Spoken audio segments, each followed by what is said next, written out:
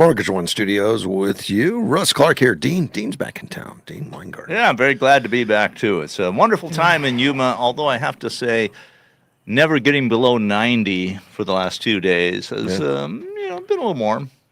Good to have you back in reality. I appreciate it. I think it's just fun. We have a good time here. Now, where's here it is. Yeah, I was looking for that too. I lost it for a couple of days. You know where I found it? I put it in the trash can, and they didn't empty the trash. So Well, that worked. I know it's here. It's in the studio. I don't take it on. I must have Probably put it in with my just other papers. hit it with your elbow or something. I mean, I've had that happen. Well, I keep a lot of paper in here. And as I go through, I throw stuff away, or I stack it up, throw it away right. at the end of the day. I must have put it in my stack to dispose of. Or yeah, I have seen strange things. I need to make happen. another copy. In fact, I need to record it. I would record it. I think that's a good idea. Possibly. All content presented on the Russ Clark Show, including statements made by guests, commentators, and callers, reflect the personal opinion of those individuals and is provided for informational and entertainment purposes only. These views do not represent the official position of Mortgage One Studios, its owners, employees, affiliates, or partners.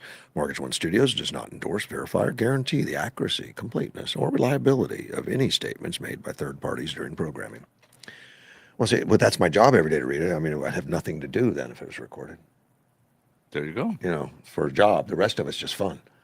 Well, So we just, that's talk the about old it. saying. If you have a job you love, you never have to work. I disagree. I mean, you still have to put in effort. Yes, but there's a difference when you get out of bed and say, good, I can't wait to get in. There's so many things I want to do. Yeah, exactly. That's a big difference. Like, oh no, it's like going to the gym. You've been in gym memberships where you go, you put on your calendar, I'm going to go there 3 days a week, 4 days a week, and then it comes up time to go. Oh man, do I really? I've got these things I could do. Like I got to cut my toenails. I sympathize because I have never. I mean, I know people who get runner's high. Right. They get out there and they just enjoy it. It's almost like a drug. They love it. It's a real thing. Yeah.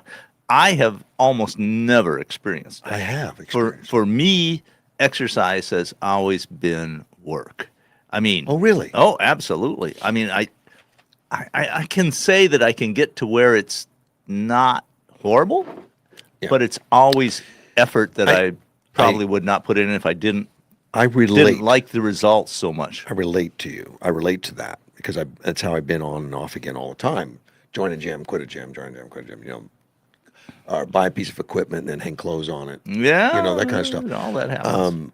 I think the change for me, and it has changed, is within the last couple of years, forcing myself because I had a trainer.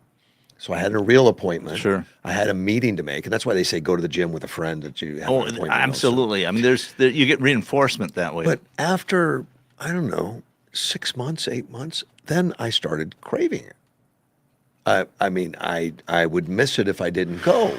Well, and that was a big change. I hear you. For me, I wouldn't say I craved it, but I felt maybe guilty about not doing it. No, it was never that. It's a different thing. It was not emotional. It was more physical, more like I had to lift something. Great for you. I just never have. I mean, like this morning, it's my day to do push-ups. Yeah, did you do them? Yes, I did. Okay. It was mentally tough. I mean, I just had to. It was like by force of will, get out of bed and do the push-ups. I don't run into those roadblocks anymore like I used to. I mean, I went to the gym yesterday, like Monday. It's 4:00. I'm at the gym. I go there early. I'm there early to make sure. Well, that's wonderful. I make sure I don't miss it. So it's a big change, and it's not that I'm not tired and stuff. And the work is hard because I push myself for an hour. Yeah. And by the time I walked out yesterday with legs, I was rubber leg. I was wondering if I was going to make it to the car. And when I get home, I just want to sit down and do nothing. And then Helen comes up and wants to talk, which is fine. But my brain's vegetating at the same time. I can hear you. You know what? It takes me probably an hour to recuperate. Yeah, I can Just to calm understand. down and I'd say That's probably. I mean, like I'm doing mostly a slow run 3 times a week. Yeah. I mean, it's I've been I was off of it because I thought I had a hip injury. It turned out I did not, but Good. thought I did.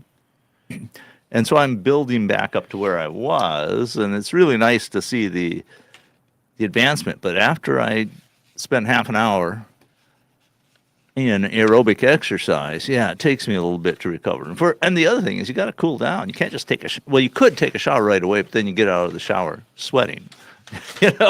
So it's like I don't take a shower right away. no, you have to. It's probably at least a half hour of cooling down. Yeah, and I'm 15 minutes home. By the time I get home, I'm better. My legs aren't as rubber when I'm doing leg day, and I just want to sit down. Yeah, I and understand just that. for a half hour or so, and I'm good. And I think you're right too. I mean, I don't know. For me, the mental thing. So much of your energy is going into physical activity that my theory is not as much energy and blood is going to your brain. Is that what it is? And, I mean, seriously, I find myself making little intellectual mistakes right after exercises. I'm Probably don't focus. But the exercise itself, you start getting, I do heavier weights now, and I'm pushing more reps, and I get tired. I have to catch my breath. You take a break in between sets or something. Sure. And I think, man, I got to pace myself better. But then I grab it. And I don't pace. I go. You're driven. I go. You're driven. You're a driven guy. Well, and I'm with the class. There's other people there. Kind of and a it class helps. A, and then you're competitive. Competitive's true. I mean, so you don't want to have anybody see that you are not as good as they are. Well, and I generally hold my own, and I'm with like guys 25, 30, 35. Right. No, I'm and not disagreeing I'm at not- all. I'm just I'm not saying letting them that get ahead of I me, think man. I've come to know that you have this competitive streak. I I do. think we both do. I'll hurt myself. I end up competing against myself. Yeah. And I consciously try to dial it back because I don't want to cause an injury. Well, that's it. You don't. And that's why the trainer helps me. Yeah. But here's what the trainer normally does. And Peter, he says, you should put 25 pounds more on that. You should. It's always, well, you're supposed to be here to make sure I don't Just get hurt. as I took a mouthful You're of not supposed- coffee. You're not supposed to get hurt, man. What are you doing? Oh man. So yeah, that's He never really. I mean, and rarely does he ever say you got too much. and I've become a little more focused because I was listening to Dr. David Sinclair, which you Oh yeah, I like him. told me about, and Yeah. he's doing amazing research, and He's 55, 56. Looks young. Looks like he's a he student. does. It's hard to judge from an image over the air, you Right. know. Yeah, it could be makeup or AI.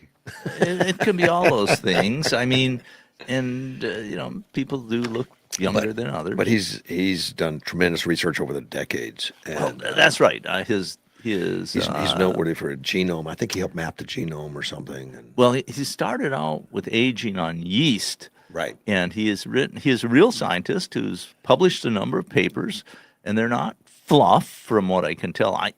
I should read them, but it sounds as if they're serious science, not just publishing to publish something. Well, He's got when he refers online to subjects, he tells you what paper he's talking about, so you can go look at the reference and see if it makes sense. and he wants to share the information. Absolutely. He wants to get on the air and share it to everybody. He wants everyone to be healthy, and I enjoy that. His constituents, I mean, or the people around him and his fellow instructors and everything, they praise him as being like the king for longevity. I mean, he's the guy. He's the guru.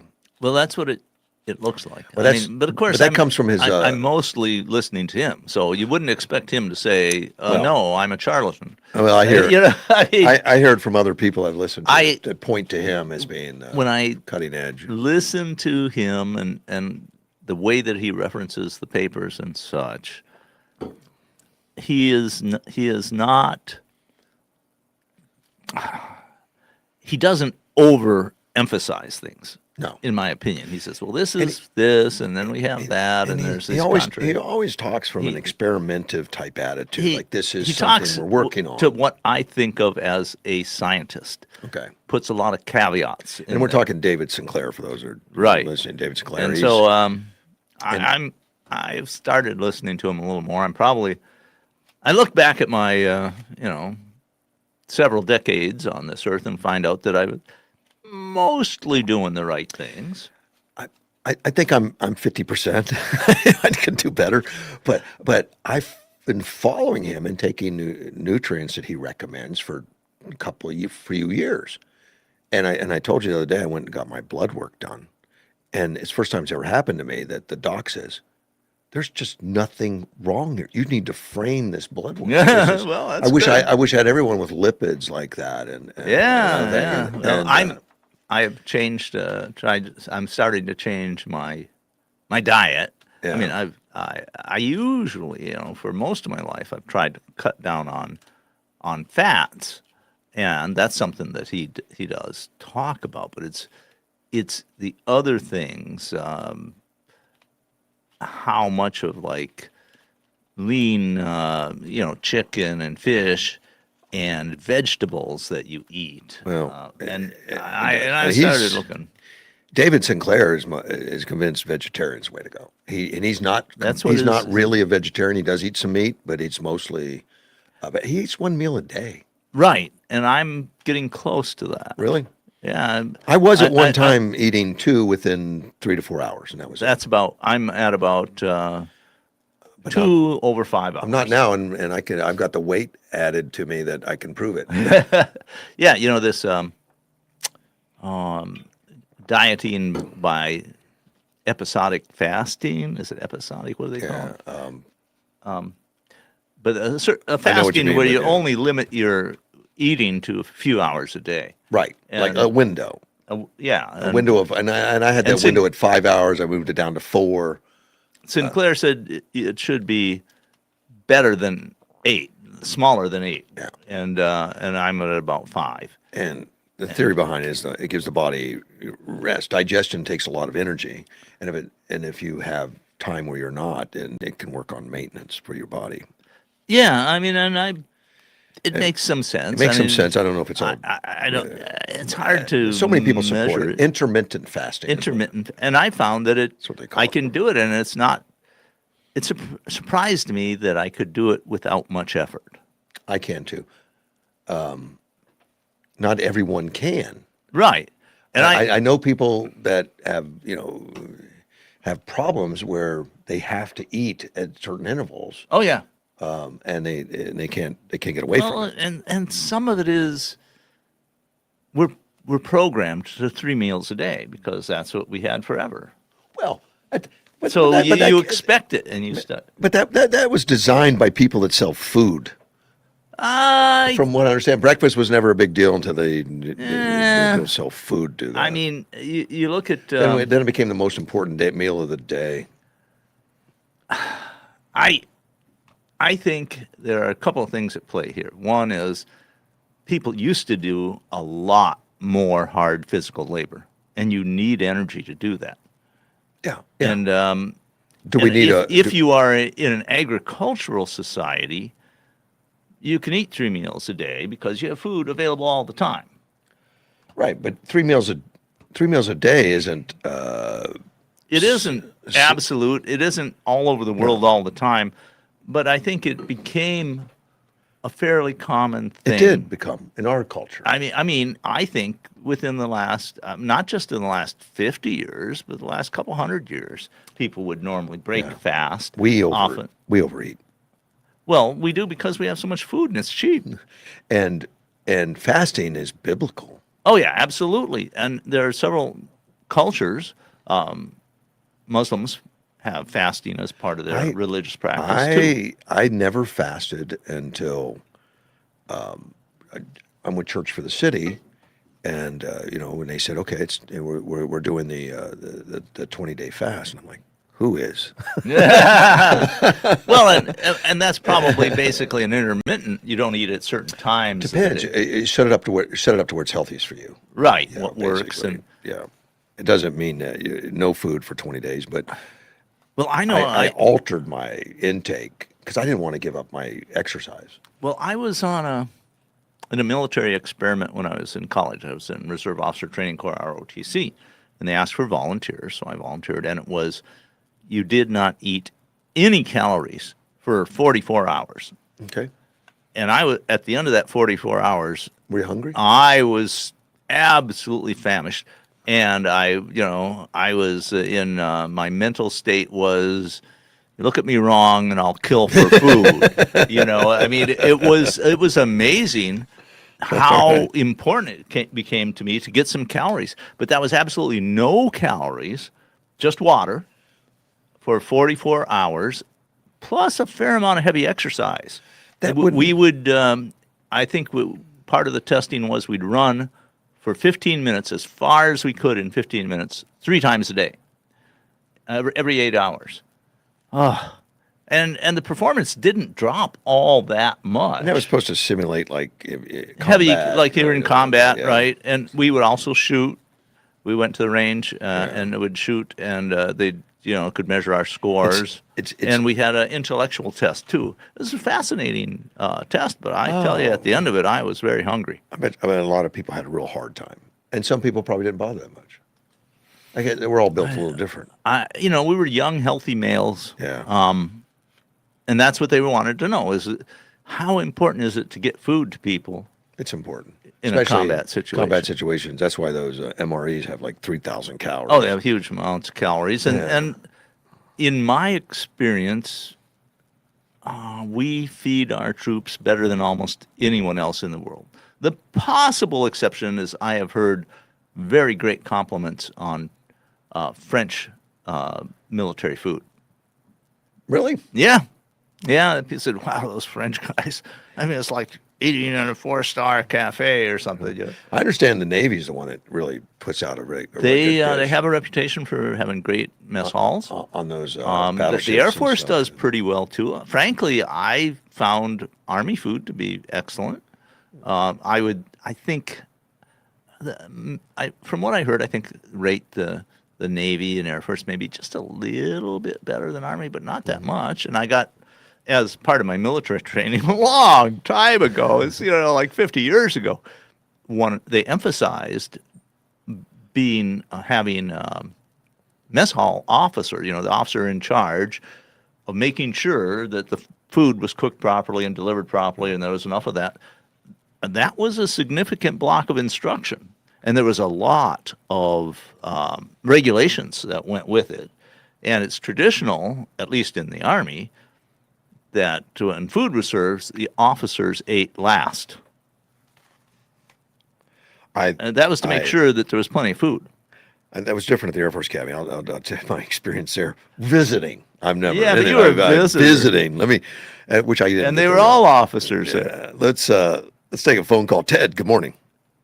Good morning, Mr. Clark. How are you doing? I'm doing well, sir. How are you? Nice to hear from you, Ted. Oh, good morning, guys. How are you doing? Good. Dean. Excellent. I remembered your name. Yeah. Go ahead, Ted. Safe. I'm hoping that the constituents here in Arizona watch Kelly real carefully. That when's the last time you saw him in one of the ag fields looking at the way they grow lettuce and take care of it and produce it, wrap it, put it on the trailers, and then send it to the distributors for Dole and the rest of them. When was the last time he was down here in a field? And you're talking Senator Mark Kelly. I don't know. Yeah. I don't know. I don't know. I haven't seen anybody do it because I'm not out there looking. But well, I was. Okay. I worked hard in those fields with him. All right. And instead of him being bombastic against the president, why don't he come down here as a representative of Arizona, go out in the fields with Dole and the rest of them, and see how it's done. I don't know if he's ever taken a He tour ain't or never not. been in one of those. I don't know. He has never. I- Maybe when he flew over in a space capsule on the way back to the planet. I don't So I know. take it you don't like Mark But I'll Kelly. tell you, Yeah. it's not him personally. Okay. You know, I mean, I know he's got mental from Tang, drinking so much Tang on a spaceship, but Okay. it's his views about manipulating thoughts of the general public when I know for a fact, because I've been in the fields when they're harvesting lettuce and all that. If anything, it's the water that those people are supposed to regulate that we're putting on the crops, if anything, would cause disease, whether it be here in the United States or in Mexico. Wait a minute, our water here is safe. I haven't heard anything different. I got bowls of it here I'm using for something, and you ought to see the contaminants in the bottom of the bowls. I guess that's coming from my pipes. Yes, it's A coming. lot of dust in the air. Sediment, whatever. This isn't dust. This is All right. this is So what's your calcium. What's your beef My this beef- morning? For him to come down here Okay. and go through the fields with some of these companies, All right. watch how it's produced, how it's being processed, and find out that the real problem is the problem is where it's being served out into the restaurants, if any. I mean, 2 deaths. How many people are in the United States that eat Taco Bell and stuff? Come Well, on, man. Give me a break. let me tell you, the food safety that these farmers do, and I go out in the field. I've been out there many times as a guest. I have not packed the trucks myself, but they put on tours all the time. The ag community every year they bring down politicians, they bring down people. I've gone through that tour many times, and the food safety and the attention to food safety down here is above none. I mean, these guys field off. I know. I mean, they do a great job here. We're ahead of what the regulations are. I mean, our farmers have been known to do more than what's required by far. Right. Oh, Well, I I'm think beginning so. to think that maybe somebody in the 2 governments has gotten to him and said, "Look, this new technology with these, the drones that go out and do the weed spraying and stuff. Yeah. The planes I told you about that were Right. showing up on all the ag Sure. plants, Yeah. cutting that cheap labor down, and they're getting all mad, so they're going to go after Kelly Who's- and get him to interfere. Who's getting mad? And people that supply the labor to the ag plants. Well, I don't think for so. drones, for spraying, Cartels and the- cartels and stuff. I don't think so. In fact, if They anything, have equipment. They have equipment right now that could go weed, and that gets rid of what 100 employees. well, they're using that one piece of equipment. they're experimenting with that stuff all the time. It's not. Yeah. It's not. there's this has been going on for probably at least 60 years. But look, there's You know, been where we've had more and more mechanization of what Yeah. people used to do manually. it's been 100 years, and maybe Name me more. one thing. Yeah, look at that. Name me one thing that you can think of off the top of your head, quickly, What? that Mark Kelly's done for the state. Well, I'm not saying that. One thing, just one thing. None, No, one none, thing. none, Say none. it. I don't Okay, know any. thank you. But look, Thank you. I don't like his politics either. He's not a guy I'd vote for. He's not a guy I'd support. But I don't know if he's been into the fields. He might be. I might have. He might have taken that same tour as I have. I don't know. Yeah, he flew over him in a spaceship. No, he didn't.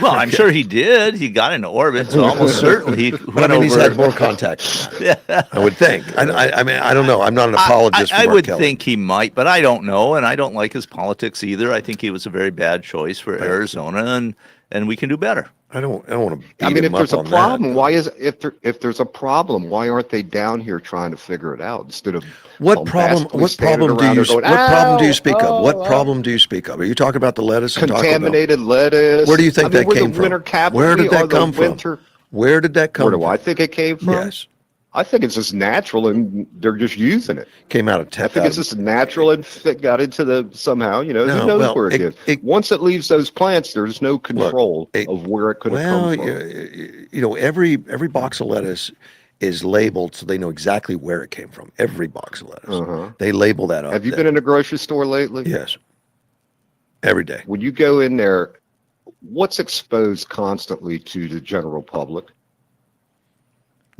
Stuff in the refrigerated section, I probably. don't know. What do you mean? What are you talking about? Well, look. you mean because anywhere the that produce contamination is could sitting have come- out? You mean? Is it? Yeah, it could come from anywhere. Well, don't. But to throw it down on one industry, which is our main industry here in Yuma or Arizona, winter crop, Right. to throw it down on them like they're doing everything they can to keep this stuff clean. You're right. We do a great job here. These guys do, and they're serious about it. And they take care of it. And right now, this lettuce I think came out of Mexico. Don't know that they do the same. I don't know. It's Taylor Farms, I think, is the one that had the name on it. I think that's who they're associating with it. But it wasn't grown here in the United States. It was grown south of here. And it's a disaster. But they know it came from that lettuce. I mean, they can track it where it came from. But look, they jump all over the safety here, and they take great care of it. Well, they need to go into the local stores, Fry's and the rest of and them. do what? All these new doors that were put on the refrigeration units, Yeah. for your frozen food and stuff like that, Uh-huh. sitting wide open. Every time I go in there, they're wide open because they're junk. Now, they can't control the refrigeration temperature in there. I've looked at the thermometer. I've never seen one. I have seen one broken before, but Go to they're not broken. But I don't think they're just junk. They're junk. They won't stay closed. Ted. I try to close them when I go through the aisles. No. This is food safety, Russ. well, If they can't keep go those talk to doors Fry's. shut, they can't. I don't know. I did. Oh, I did. okay. You know what they say? What? That's above me. It's above me too. But I appreciate the call, man. I got to run. Okay, I'm See you, sorry. buddy. Okay, That's have all a good right. day. Bye-bye. I think Ted's angry this morning. Well, is this different? No. I mean, That's I okay, think, but we need people. We need people who are passionate about things, Yeah. and Ted is one of them. Yeah. But I think the food safety issue with our farmers and our crop guys, that's a daily thing from what I've seen. Daily. I would put food safety in the United States above just about every other country in the world. And I don't know if you go out to the fields and see the guys that are actually doing the manual labor, but they go through regular hand washing, gloves. They put booties on their feet. They're looking for anything in in the ground, like a Sometimes I think we overdo it. I mean, maybe they put I they think put we- fences around it with signs, all don't come in. kinds of stuff, and Yeah, but if you go to a local farmer's market, they don't have as many controls on. no, but wash your vegetables when you get home. Yeah, that's a good idea. For Please. one thing, there can be residues on Sure. there, and mostly they'll wash off if Yeah. there are any, and usually there aren't because they don't spray on stuff where it would be on there when the product is ready to harvest. And I'm healthy because of Helen. Helen is adamant about washing That's good. the vegetables. Well, I wash the vegetables, and she does a great job. I want to talk about Sophie Cunningham. You may not know who that is. Yeah, I think Women's National Basketball Association. That's right. or Well, something. she's with the Fever, with Caitlin Clark. Yeah. She's like Caitlin Clark's, muscle. If you mess with Caitlin Clark, she's gonna, push you back. Oh, good for her. Good. She defends her team, which that's how she became, I guess, more known. She was here in Phoenix she started her career in Phoenix, where and she was considered a top player, but no standouts really in the NBA or WNBA really. I mean, there's been some standouts for numbers, but no standouts that the fans flock to come see them. Well, Caitlin is the exception. right? Caitlin's was the start of that, Right. Where like doubled the attendance because Yeah. Caitlin says, It's "Okay, I'll play just a basketball," Phenomena. and people came out that never heard of a WNBA before. Right. And a lot of it has to do, Dean, with her, not her skill level, of course, number one. But there's been other players in the NBA, WNBA, that have stats that match hers. Really? Oh yeah, yeah. There's been other players, and she's not the top scorer right now in the NBA. Okay. There's other people that do, but you'll never know their names. Caitlin, and the reason for that has a lot to do with who she is, her personality. Yes. She's great with the fans. She gets early. She signs autographs. She's not a diva. She wants to play it right, and she has a great skill set. A skill set Oh, that's yeah. kind of unusual, even in that. But she's not. I mean, she's a great shooter and all and that. she's a and a tremendous lot of athlete. them are. But she doesn't hog it. She's a team player. She wants to win above all else, and she's not chasing her numbers. Right. She's winning games. That's her deal, and she gets frustrated when things don't work right. So her head's in it, but then she's gracious about everything and everybody on the mics and stuff. She's not out trashing people or anything like that. So I think that's part of her charm. Yeah. That's it. Well, along comes Sophie Cunningham. Now she's a strikingly great-looking woman playing basketball, and you don't always get that. She's not beat up, but she looks good. She looks like she could be a model and a basketball player and a black belt karate Okay. and a no nonsense tough girl. But she doesn't look like it. But she's tall and strong, Athletic, yeah. athletic. But she really came out as far as her public when she defended Caitlyn one time. Caitlyn was given a rough foul that was obviously, just to smash her Right. and stuff, and the refs turned their back on it and wouldn't do anything, and they just let her get beat up. Yeah, I remember And, seeing pictures. And Sophie Cunningham grabbed that girl and threw her to the ground on a play Ah, and took the foul, and she became a hero. yes. Like she's standing up. But now her star's even rising more, and it was very, and it's creating a lot of hate towards her. At the same time, a lot of applause, more applause than hate, because it's controversial. Right. But But which is fantastic. Controversy builds audience for these sports.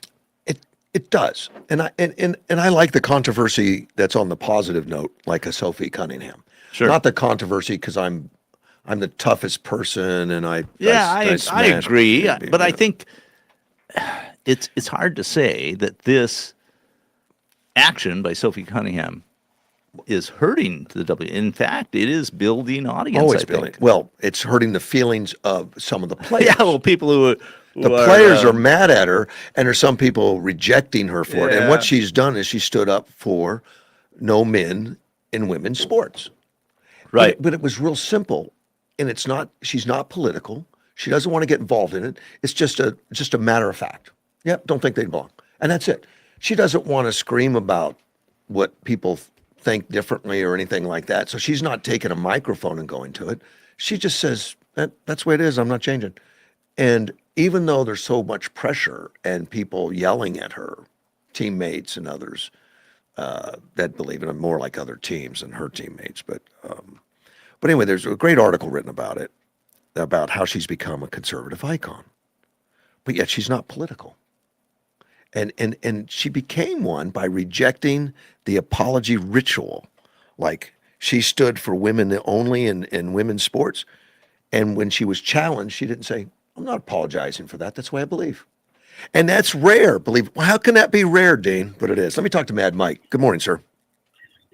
Morning, boys. How are you, man? So, good. Actually, Good. a lot going on, and we can get into some of it if you like, but you're pushing some hot buttons here. Okay, I like that. Yeah. Gets attention, huh? My main reason for the call was to talk about fasting. And then during the fasting discussion, you brought up Muslims. And I got to tell you, I am not a fan of that religion. Well, And Dean wasn't giving them like praise as far as the religion. Oh, He I was know. saying they fast is all. Yeah. I gotcha. Okay. But I was working, notice the past tense for brotherhood, two brothers and a third one that kind of helped out. But the two brothers were the main operators of Rahimi Automotive Group. Uh-huh. And they were, I think, devout in their religion, but not to the point of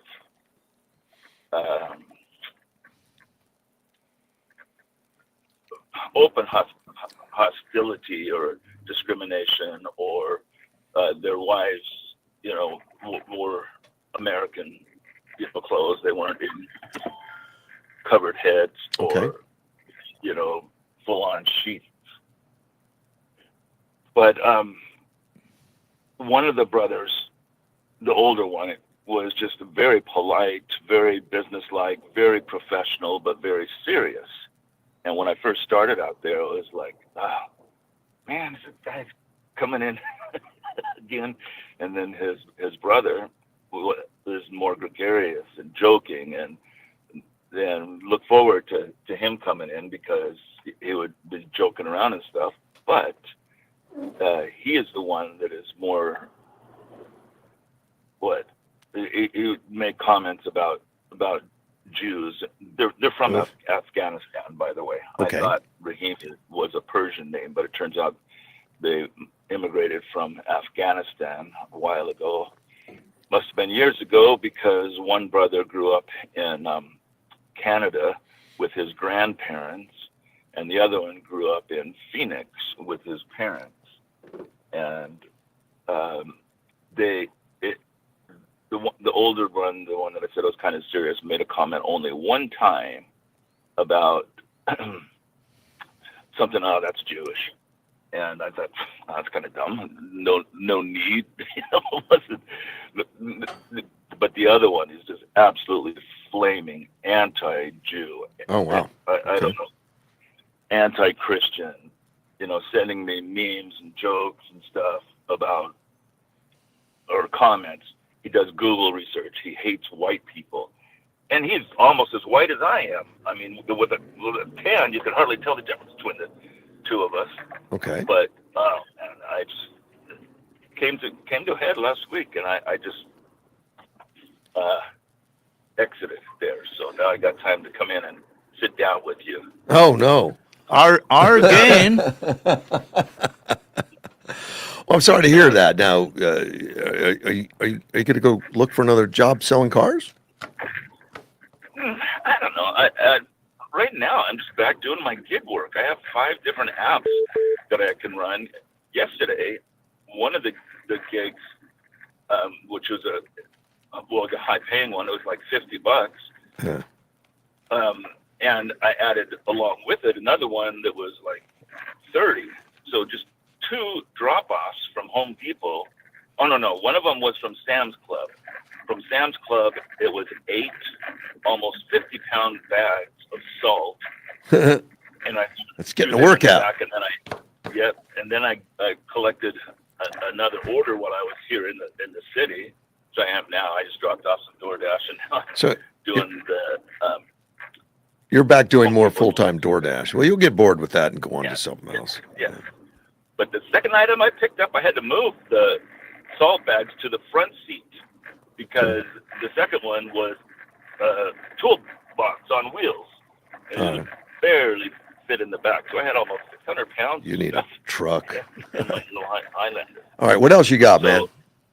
Okay, the fasting. Yeah. I'm sure all the Mormons that listen in think, oh, God, this guy's going to talk about LDS stuff again. And they know I've made no that. I've made it clear that I'm what they call a Jack Mormon. I don't practice anymore. I don't attend church or anything. But in the LDS faith, Well, get to your point. What about fasting? You fast once a month, every single month. Oh, you do? That's a Mormon? Yeah. For how long? Yes. The first Sunday of every month. Didn't know that. You're supposed to or after your meal, of the Saturday night meal, no snacks, no, midnight munchies or whatever. You don't eat your breakfast, and you don't eat your lunch. So and then after church, you come home and you have your dinner. So 24 hours. And so. Yeah, 20. Not quite, but pretty close. At least 18 to 20 maybe, depending on what time you have your dinner meal. But it was something I grew up with, and you get to a point where you don't, almost like the runner's high you were talking about. You're not hungry. Yeah, that happens. Yeah, it does. And you just go on. All right, buddy, go. I got to drop one off anyways. I'll let you go. Go do your DoorDash. Go make money. Just real quick. Yeah. Real quick. Yeah. Was that a butt dial yesterday, or were you calling me for something? Probably an accident. Okay. All right, buddy. Take care, man. Bye-bye. Bye. So he's no longer with used cars.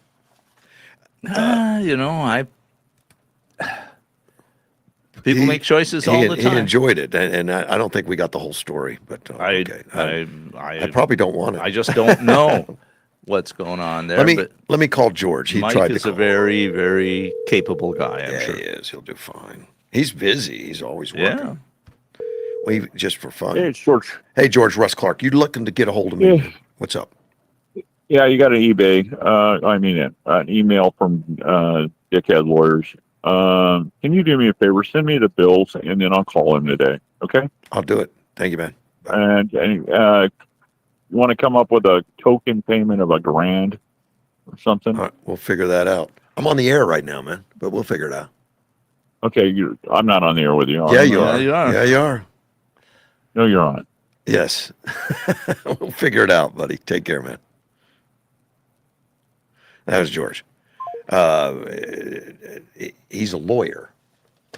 Yes, No. right. Yeah, And, he and, is. and I'm working on something with him. Yeah, I understand. Well, you know. I think it was cryptic enough that nobody could figure out anything and I don't hide specific anything. on Yeah, it. I don't hide anything. Well, yeah, but there's, some people don't want Well, anything if out. you're in business and doing stuff, there's going to be times you need lawyers, unfortunately. Oh, do you think? Unfortunately. Oh. And George's been Oh helping. man, I'll just mention it because I wrote an article and it's pending at AmmoLand, so I don't know when it'll get published, about a 1915 mass murder where a guy started it by killing a lawyer that was representing his opposition. Oh man, it's Must have been a horrible. good lawyer. Brunswick, Georgia, and I think 7 people were killed before 2 citizens managed to get firearms from the local hardware store and take this guy out, who was in the middle of a gunfight with a police officer at the time. Wow. Yeah, it's an amazing story. Well, I want to get back to something happier like Sophie Cunningham. Yeah, let's continue. She's become this conservative icon as an accident. She's not political. And Well, she isn't publicly political, or she hasn't been. Let's put it that way. if that's the way you want to put it, I guess. Well, I mean, she has a philosophy. She has a philosophy, and she's not afraid to say it. But she's not out there broadcasting, and she's not trying to Yes, convert. yes, she's not yes. doing anything that. She's not out complaining.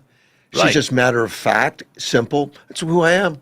Yeah. And but then strong enough to not be bullied. Yes, that's a big deal. And changing it. And when she said she believes she declined to apologize, allowed the culture to decide what that meant. She doesn't put a lot of words in. She protects Caitlin on the court, which is what really got her noticed because she's a good team player, a good person around. She jokes, she embraces glamour, which not everyone does, but she's like her own person. Sure. She doesn't try to fit a role. She's just being who she is.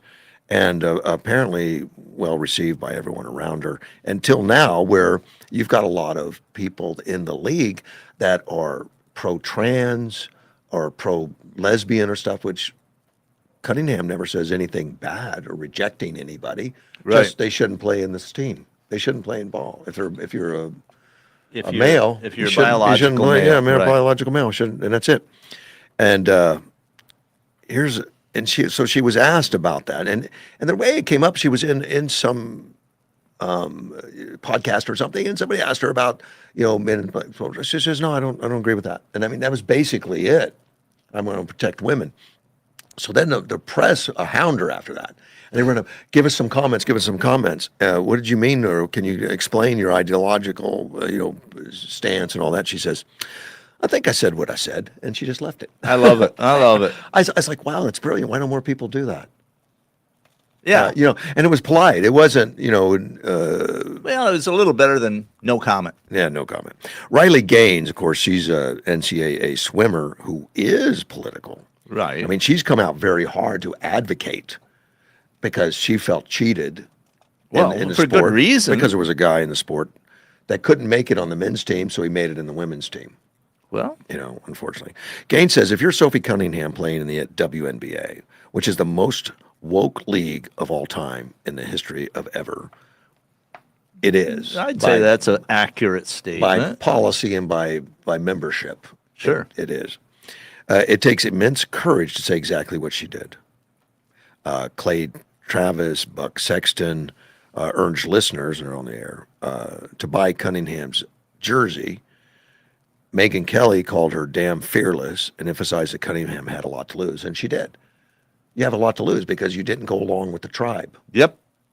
And- It takes And, serious. protesters have shown up to games and stuff and Right. called her names. In fact, there was a couple 15-year-old girls that held up a sign that said, thanks for supporting women's sports. and they got cussed out by a owner of the other. As the I other team. recall, it was so fierce they left the game. Yeah, the girls were left crying. They're Yeah. 15. Yeah. They're not used to that, you know. And now there's been people showing up supporting supporting Sophie Cunningham. Right. And as far as her shirt that came out, and a shirt came out that just says XXYY, was supposed to be just, there's a difference. Sold out in like minutes. XXXY. XXXY. Yeah, yeah. And it just sold out in minutes. Yeah. Her well, shoes are selling out. She's got her own shoe. She's been making millions of dollars. Simply by standing up for what she believes. And she's not an advocate. She's not out doing speeches. She's not, she's playing basketball. And showing backbone. Yeah, she did. And right after she did the girls in sports thing, the UFC asked her to come be a ring girl at the next fight, which she did. She's a ring girl at the fight, just holding up and joking, laughing with the crowd. Yeah. And stuff like that. So she's, this article says the only one even like her is Sydney Sweeney. Sydney Sweeney is the model actress that was doing the jeans commercial. Right. And says something like it's in my jeans or something. And then she got called Has great racist and genes, a as I Nazi. recall, She has great genes. A Nazi and all kinds of stuff. Yeah, it's crazy. And she just kind of lets it just flow off. She doesn't get engaged. So between the two of them, I think it's Sweeney and Cunningham that are like these icons for the conservatives. And we don't even know if the Republicans or what. No one knows. No one cares. Right. They just stand up for themselves. Right.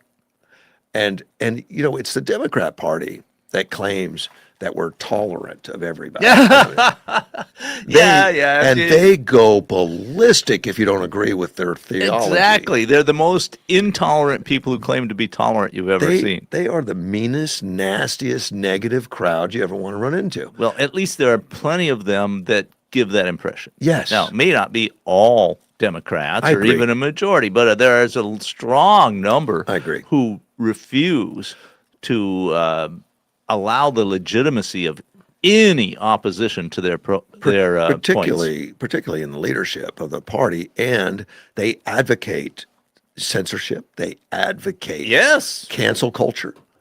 Don't go home to your house if your moms or dads are Republican. Don't eat Thanksgiving dinner with them. Right. Stuff that's just outrageous. If you see a Republican in public, harass them. Yes. No peace. Yeah. Just a nasty, nasty bunch. Well, and to see Sweeney and Cunningham just say, yeah, believe what I believe. Yeah. What bravery. Because a lot of people just don't want the hate coming their way, so they just go along. Exactly. I think more and more people are standing up. Yeah. And I think it's kind of, who was it that talked about the silent majority? It's sort of like that. Most people just don't want the controversy, but they're realizing you can't just go along because then everything gets taken from you. This Jennifer Say is a former national champion gymnast and founder of women's apparel XXXY Athletics, which I guess sponsored the shirt for Sophie or whatever. She said that Cunningham's support is broader than the organized right. Sophie Cunningham's surge in support isn't just from conservatives. It's coming from people who still believe in reality. That's and in women's right to privacy, safety, and a fair shot in sports. I made that point a lot of times in my writing. I'm saying that leftists aren't protesting particular policies. They're protesting reality. Yeah, true. She keeps her politics to herself. We back her because she's telling the truth and defending women and girls, full stop. That's it. She refuses to treat ordinary observations as forbidden. Yeah, exactly. And when we have too much of that, like we don't want to say anything because we don't want to get into that, hate thing. Well, and that's how the opposition has come to be so powerful. They smash you. They say, if you don't agree with us, we will smash you. And we don't, you have to agree with everything. Any disagreement will be smashed. So that's totally against free speech. It's against the very foundations of the United States. Would say there's private spaces and there's freedom of speech, there's freedom of association, and all of those things are contrary to what leftists want. They want control, absolute control over everything. Now, and that's just the opposite of what this country was founded on. And the WNBA wants control Sophie. They do. And I they're suppose, trying, yeah, and they're trying probably. to back her down. Now, she did something in a game the other day where she had this funny point where she had this smirk on her face and pointed to a girl that was just being, aggressive and Sure. smashing Caitlin, like, I got you, and stuff like that. But it was not hateful or aggressive, but she just wouldn't stop the point. She just kept it going. And it became a meme. And people wanted to come get a picture with her pointing and everything, and they were going to put a shirt out with her pointing, Yeah. which would have sold like crazy. Yeah, I bet it The would. WNBA forbid it to give rights to it because it was done on a field. It was done during a game, and they said they outlawed pointing because it's racist.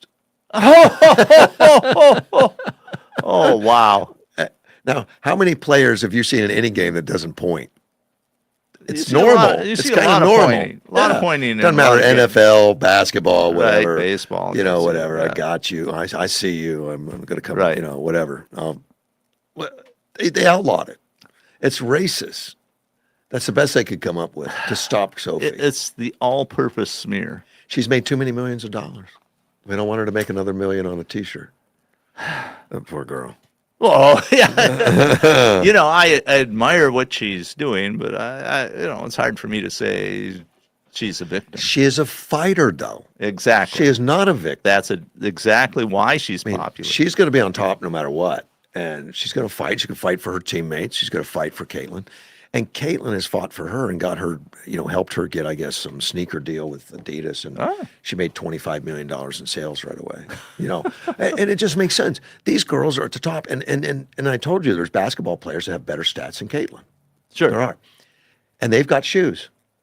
Nobody buys them. Well, this is the way I say nobody in large quantities. Professional sports. It reminds me a little bit of Rush Limbaugh because he started into radio and he revolutionized everything because he tapped into a vast audience that wasn't being served. Yeah. And I'm thinking the same thing with Caitlin and Sophie. There's a huge number, probably a majority of people in the country who agree with them. They're nice people. They take care of the people that love what they do on the field. They'll stay afterwards. There was a WNBA All-Star game, and during that All-Star game, people paid for those tickets, and they got opportunity to meet the players, spend time with them, and all that.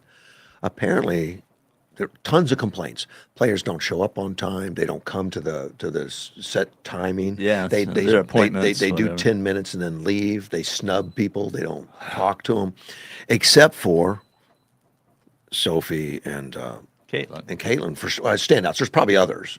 Yeah, but I mean, but they're standouts in that they come do early, not- stay late. Yeah, they don't have complaints against them In fact, for the way they operate. Caitlin came with sneakers, giving them away to fans, Oh. little girl stuff, Yeah, that's going to be popular. and she's just that kind of girl. And apparently she was all the way through Iowa when she was playing Sure.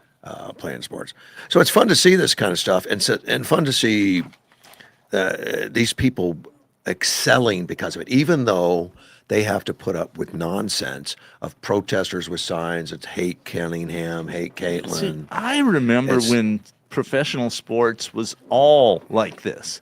This is the standard that players used to comply with. Yeah. And the contracts had like character clauses and morals clauses that you had to maintain this or you could lose your job. And that's all gone away. Something like the WNBA is mostly black and like 30% lesbian. It's a high percentage. It's okay, I don't care one way or the other. But they hate her for being white and straight and having a boyfriend too. It's flown out here. I suspect that's the case. Like you're not one of us. Yeah. Yeah. So it's going to go on. It's a racist thing. But Michael Jordan didn't have these kinds of issues. I mean, Michael Jordan didn't get nothing but love from the other players. Believe me, they smashed him a few, because he was so good and so cocky that they wanted to. But Jordan ended up on top. But he stayed a great guy. Oh, and all he's through. He still is. right. And that's what made him money. His play, but on top of that, his character. Exactly. And some of these players on the WNBA don't get that. Like, I put up the numbers. You should buy my shoe. Why aren't you buying my shoe? It's racist. You're not buying my shoe. It's Yeah, it's racist. racist. Well, and If you were a little more pleasant to be around, you might sell more. and one of those players was Asia Wilson. I think she holds a lot of records, which Caitlin's breaking. She says that Caitlin's got white privilege. White privilege? Is that why she's been beat up, put in a hospital, and is that white privilege? Yeah. You know, it's smashed around. She's collected half of the aggressive fouls in the Wow. in WNBA. Half of them. I go just to her. just was listening to Victor Davis Hanson, as a favorite academic and public intellectual, and I was listening to him, and he was recounting how much prejudice against white people he had when he was starting his academic career. Nobody would hire him. I mean, he had like a 3.99. He had all these incredible achievements that he'd accomplished, but people would tell him, well, you're a white male. We can't hire you. We're going to hire a black woman. And they just flat say And it. this was back in the 70s. Yeah. And I was thinking about it, and there were comments, and the comments were commonly by people who said, yeah, I saw the same thing. Yeah, it happened to me. You know, it's not even legal. It's not supposed to be illegal. Yeah. I mean, it's not legal to do that. Correct. To do that against It's any okay to race or make the anybody. comments, but you're not supposed to discriminate against To anybody. white people or anyone. black or Right. Asian. It I mean, I doesn't matter. recall that in the 70s when I was starting out Yeah. my career. I mean, I went into military service in 74. I mean, it was, people would ask, well, you're saying no discrimination. Does that apply to white people too? And the answer always was, yeah, it applies to They white do people. say it. That's Oh. what they were saying back then. Okay. That's more than 50 years ago. Yeah, that's changed. Or about, yeah. So, but I was listening and I was thinking about my own career, and I always assumed that I had to be better because I was white in order to get hired. right. You had to be more careful because you were white, and it certainly grew. I think maybe at the very early years that wasn't the case, but it got worse and worse and worse, and now it's so blatant, or it has become so blatant Right. that You got to be. But Hansen was talking. I'm amazing. This guy is an amazing intellectual. Mm-hmm. He's an amazing writer. He's just driven. He's super hard working. And to think that he had trouble getting a job Yeah. in academia, and eventually somebody, I forget who, that's my fault, heard a lecture of his and said, "You're really good. Why aren't you teaching?" Because you can't get a job. And then basically they paid for a year for him teaching. I think it was at Stanford, but I could be wrong. And he was so successful and so popular that then they hired him. And the rest is Hanson's history. problem may be like Sophie's, that he just states the obvious. He's living in reality. Well, this is the first time I really have heard him talking about the difficulties he had in his early career. But I'm listening to him and I'm thinking, wow, everything in my experience lines up with what he is saying. I mean, the first, outside of the military, I don't know, I guess, how I got into the civil service was I took a job nobody else would take down in Panama, which was odd to me. It turned out to be a great job, but I mean, at the time, they'd filled all the other jobs, but this one was down in Panama. No, they couldn't find a meteorologist who was willing to take it. So And I took it, and it turned out to be a great job. Excellent choice on my part, but I wasn't finding any other jobs. There was a mining engineer opening in South Africa, which I wasn't real interested I in. wouldn't be interested in that one. But so much for white privilege. Yeah, exactly. Can't get a job. I got a woman's Tour de France story Okay. because there's controversy there too, and it's not boys in the Okay, biological so it boys. isn't trans people in No, the... it's They're having a problem with riders wearing padded bras. What? That's exactly what I said. Well, here's what the accusations are being made: that if the body is rounder, it breaks the wind better and it gives you an advantage. So they've got women that are wearing padded bras to break the wind better. To get more streamlining. More streamlining. See, but that doesn't, to me, I'm looking at, you'd have to measure it. To me, I don't see that it would do that Well, necessarily. you and I could go do the research. Yeah, know. that'd be interesting research. But there's been several complaints coming in from the world's teams about the female cyclists. They're exploiting their breast size in time trials by faking a larger cup size using padding in their bras. Boy, that would all have to be done just so. Of course, in these very high level competitions, Yeah, the difference of a second is huge. correct. And there's been extensive research in what they call chest fairings. Okay, yeah. And the Dutch outlet did it, and it says you can achieve a reduction in air resistance by up to 3.6%. Woo, that's huge. Yeah, so a padded bra. Of the right shape. Yeah, It has to be shaped just I don't right. know. It's just they're saying round. I mean, you've So it's- seen the helmets change to yeah. be much more aerodynamic. Right. So they say the professor Bloken, it says it's not that you gain a benefit of tens of seconds. It's with the time trials, but it's a ride of 20 to 30 kilometers. It can yield seconds. It can be decisive. Oh yeah, exactly. But I mean, 3.6% reduction Yeah. in air resistance. And this is- the primary resistance in bicycle riding is air resistance. And this is Bert Blunken. He's a professor of aerodynamics at the Harriet White University in Scotland. It says and the use of padded bras is prohibited. They put it in the regulations. You can't use a padded bra. How are they going to test it? Yeah, well, they talk about that the teams are upset about the faking of larger cup size. So I guess if you're naturally endowed, you're just a better biker. I guess, but man, I mean, there's weight is another consideration. Yes, they want the organization to take action. They could have padded bra inspectors.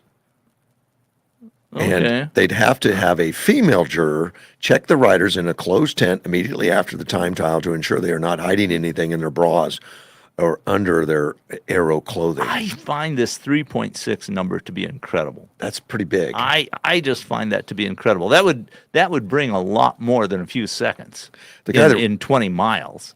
The guy that wrote this article wants to do some research of his own on the well-contoured Brazilian butt lift. He says he's wondered if that had any advantage.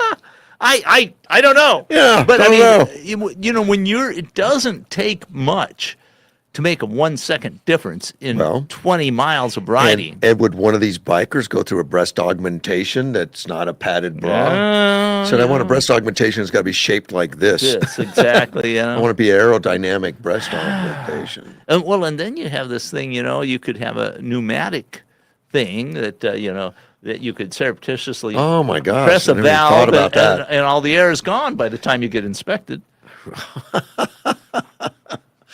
Well, you know, I have an engineering mind. What can I say? Okay. Yeah. Well, so they're struggling with the women. You know, the women are just bringing problems to sports.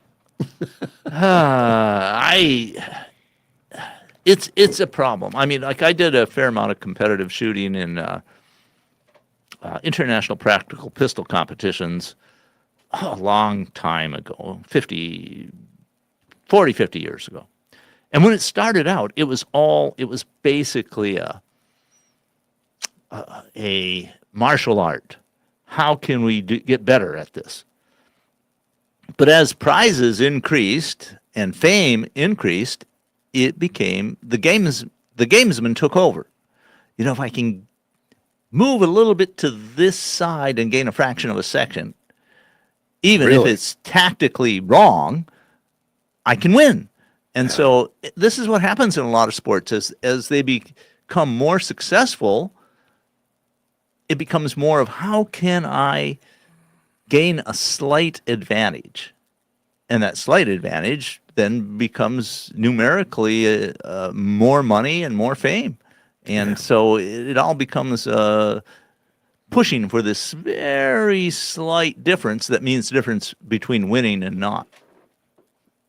Oh yeah, I think all sports, They you see do. this everywhere. and sometimes it's a lucky charm. Like in baseball, I got to wear the Yeah, well, of the course, same people. shirt. But what I'm just saying that in the particular sport I was involved in, which is basically they're trying to simulate combat shooting. You could just see it. It was just so obvious. It went from being bring your ordinary gear and see how it works to what is, if I have a compensator on the end of the gun, does it give me half a second? Yeah, If little things. Little things that make a difference. And of course, at the very highest skill level, you had to have the very best gear too, because that's what made the difference. I'm sure there's a lot of work on the trigger. Oh, of course, all these things. Yeah. And then they had to institute rules. Well, you can't have this. You can't. Right, of It course. has to, and all the rules became extremely complex. Do you think if you wore a padded bra while you were Yeah. shooting, it would help at all? Well, it would. I wouldn't doubt that somebody maybe experimented with that. Well, we'll see. We'll see. I mean, everybody is searching for a little bit of advantage. Yeah. And for people who are watching it, you see incredible performances, but the difference between the top 5% of competitors is very small. When I was taking golf lessons, when I was trying to learn, which I never did, I was never a good golfer. I was told by a lot of the pros that, the clubs make 5% difference or something. Yeah, right, yeah, right. It's you. You got to get the swing. Right. You're not going to buy a club to get you out of trouble. Yeah, I and a friend of mine would often say that you can't buy competence. Yeah. But if you're in the top couple percent, then the equipment starts making real difference. Can. Yeah, Yes, exactly right. But a hacker like me, don't worry about it. Grab whatever's called a club. Yeah, I usually say don't spend $1,000 on a set. Yeah, I say the same thing with people shooting handguns. Don't worry about getting the absolute best handgun. First off, spend most of your money on ammunition. Yeah, there you go. And today we have these laser systems where you spend very little and they give you great training. They really have come out with some great stuff. Oh yeah. The one of the listeners was wanted to ask, did you experience white racism at YPG or at Panama? I would say I did not experience it in Panama, and I'll plead the fifth on YPG. Okay, well, that's that helps. Yeah. Thanks, Fauci.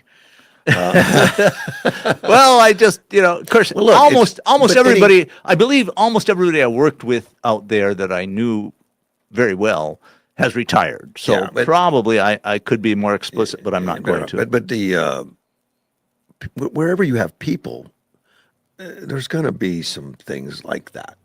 People are people. That's But right. it's not institutional. And if it's institutional, that's a whole different deal. I'll say this too. I think I worked, my entire career was in the Department of Defense. Okay. And I believe there was less of it in the Department of Defense than just about any other department of the government, because I think there was such an emphasis on meritocracy in the Department of Defense generally. And people were focused because, at least the people I generally worked with, lives depended on it. You increase, if you flub and fake testing of a weapons system, people can die. Yeah. I mean, I knew a guy who not a good thing. who resigned his career. He was a career officer, and he resigned in protest over what, and I think he was correct about numbers being faked on a test. Good for him. Let's talk to Sandy. Good morning, Sandy. Good morning. I tried a couple of times, so and didn't. I got your, I don't know, your answering machine or something. I just wanted to say that, so you don't need to call me back. 'Cause Okay. I made it through on third time. All right. We one appreciate thing I your wanted to- persistence. Yeah. Well, you're welcome. And then I've got to go do some other things, so I thought, darn, they'll probably call when I'm not near the phone. So one thing I wanted to mention for Helen, for you, for basically everybody, because I looked into it. For instance, on this Cyclospora parasite, Yes. just washing your vegetables won't do anything. If you freeze it, it won't do anything. The only way to kill that parasite is to cook, which kind of is interesting to me because my mother used to cook vegetables, very well done, and her grandparents had a farm, so I don't know if they dealt with other parasites, but I just need to let people know that. So is this And she can look it up too to verify it. Go ahead. That's the one that's in Taco Bell. yeah, was this I It's thought it the was one on it's killed 2 people now. I 2 thought it was people have lettuce. Yeah. Is it lettuce? Yeah. Well, Because usually you don't cook I- lettuce. Out of Mexico. what irritates me though is I haven't heard anyone definitively say. At one time, they were blaming, I think it's Taylor Farms and a crop grown in central Mexico. And then they said, nope, that's not right. So I don't know, have you guys heard exactly where it came from? No, I've heard about the Taylor Farms, Mexico, but I haven't gotten any confirmation. Well, what we're doing is we're just not eating some vegetables right now, because even if it say is just on lettuce, you see how things are in a grocery store. There could be like cross contamination, and it's just something I would, if I can help it, not deal with it. And just to let you know, you can cook lettuce. Well, sure Just you like can. You can cook. It's just most people Yeah, don't. it doesn't make it well for a salad. You wilt it. According to the CDC, there's been 1,900 reported cases, 100 hospitalizations. 100? Yeah, so that Cyclospora. And 2, I read yesterday, 2 died. That's when I heard you saying that, I'm just saying sometimes even if you're using some kind of a chemical that they say to use to wash your vegetables, that won't kill that parasite. Wow. And, everybody's welcome to look up on the internet and challenge me on that, but I thought I'm going to find out. And it even said freezing it won't kill that thing. Right. So that made me real nervous. So I asked, what about like potatoes? Well, if the parasite's on the outside of a potato and you cut into the potato, you can transfer the you parasite. can carry that parasite with it. So like when I peel the potatoes anymore, I'm boiling them. Microwaving, you would have to be careful with. If it's not cooked to a high enough temperature, that sucker can still live. Sure. Which is really scary to me. Because I got something else from either water or food. They couldn't narrow it down years ago, and getting rid of that. It wasn't a parasite. It was a bacteria. Well, but okay. Foodborne illnesses are bad, and I hope the farmers don't get too angry, but I do not, I'm going to repeat one more time, I do not like them gathering the lettuce in the fields, washing them with that water recycled around and around, and wrapping them in plastic in the field. Because I believe, from my science background, that traps bacteria. And I find that bothersome. I would prefer if they did it like the old days, which I'm sure costs more money, where they took all the fruits and vegetables back to a building and they washed them. So, and I told a kid who was I can't remember his name anymore, that I taught years ago, who was a son of a farmer, that I didn't like that. He listened to me, but he didn't agree with me. Oh, But yeah, you should say go again? to the college outlet there that researches that. I'd be curious what they tell you on what the safest way about to do that. the fields. Yeah, about the fields. I mean, that's what they do. And then They the study other that stuff thing all that the time. bothers me, not to be too disgusting, is where they have to go to the bathroom out there. They And all so have I'll portable just leave it toilets. at that. They take portable toilets everywhere. But, yeah. Oh, I know. Okay. But making sure you're clean. I'll tell you, once you get sick with something like that, it's like you look at food and go, I don't want food. You know, and I told him, but the problem is I'm overweight. Yeah. You know, obviously I eat because you have to eat, Yeah. but I look sometimes at food and it scares me. And then the other thing I wanted to say is if we can ever reach a point where we get rid of the Democrat Party's mob mentality, referring to Sophie Cunningham Right. and what they're doing to, I can't remember the young basketball player's really good, the lady. Caitlin. Caitlin. Yes, Caitlin. I couldn't remember her name right then. That mob mentality is something, and to me, I call it really, it's a thug. They're like thugs. Yeah. They do it with everything. And you certainly don't want these Democrat socialists with a long list of things that they want to get rid of and change because they basically want that mob mentality. If they want to rule by the House, that's what they're talking about. And the House has more power from the larger states and the big cities. You need the Senate to give the smaller states some federal power. Right. You know, you need that. And you need the president, and you need the the Supreme Court, and we need our judiciary system. Now, our judiciary system needs some renovation. We can't have judges acting like thugs, and that's what we've got. We've got judges acting like thugs. A few of them. Yeah, it doesn't take many. Political ambition. Yeah. Yeah. Say again? It doesn't take many. There's a few. I mean, if you look at Donald Correct. Trump, the judges that are used by the Democrats, there's only a handful really they go to constantly. And I think when Trump was voted in first term, Obama went to meet with one of those judges. So a lot of it leads back to Obama. Bad mentality on that man's part. Yeah. And I just hope that more and more Americans recognize that they don't want to be party to being a thug, and they don't want to take away. Because another thing they want to do is, even though our property is not great, they would be glad to take it from us any of our other property. Right. And people need to understand that. I know some of the youngsters don't. Now, when I was growing up, we had Vietnam, and in my classes, especially in high school, they taught against communism. Yeah. You know, I didn't think much about it, you know, but looking back, these younger people didn't get the education I got in so many ways. I feel bad that some of our teachers are just not up to par, and that's the truth. All right. I appreciate the call, It's a sad truth.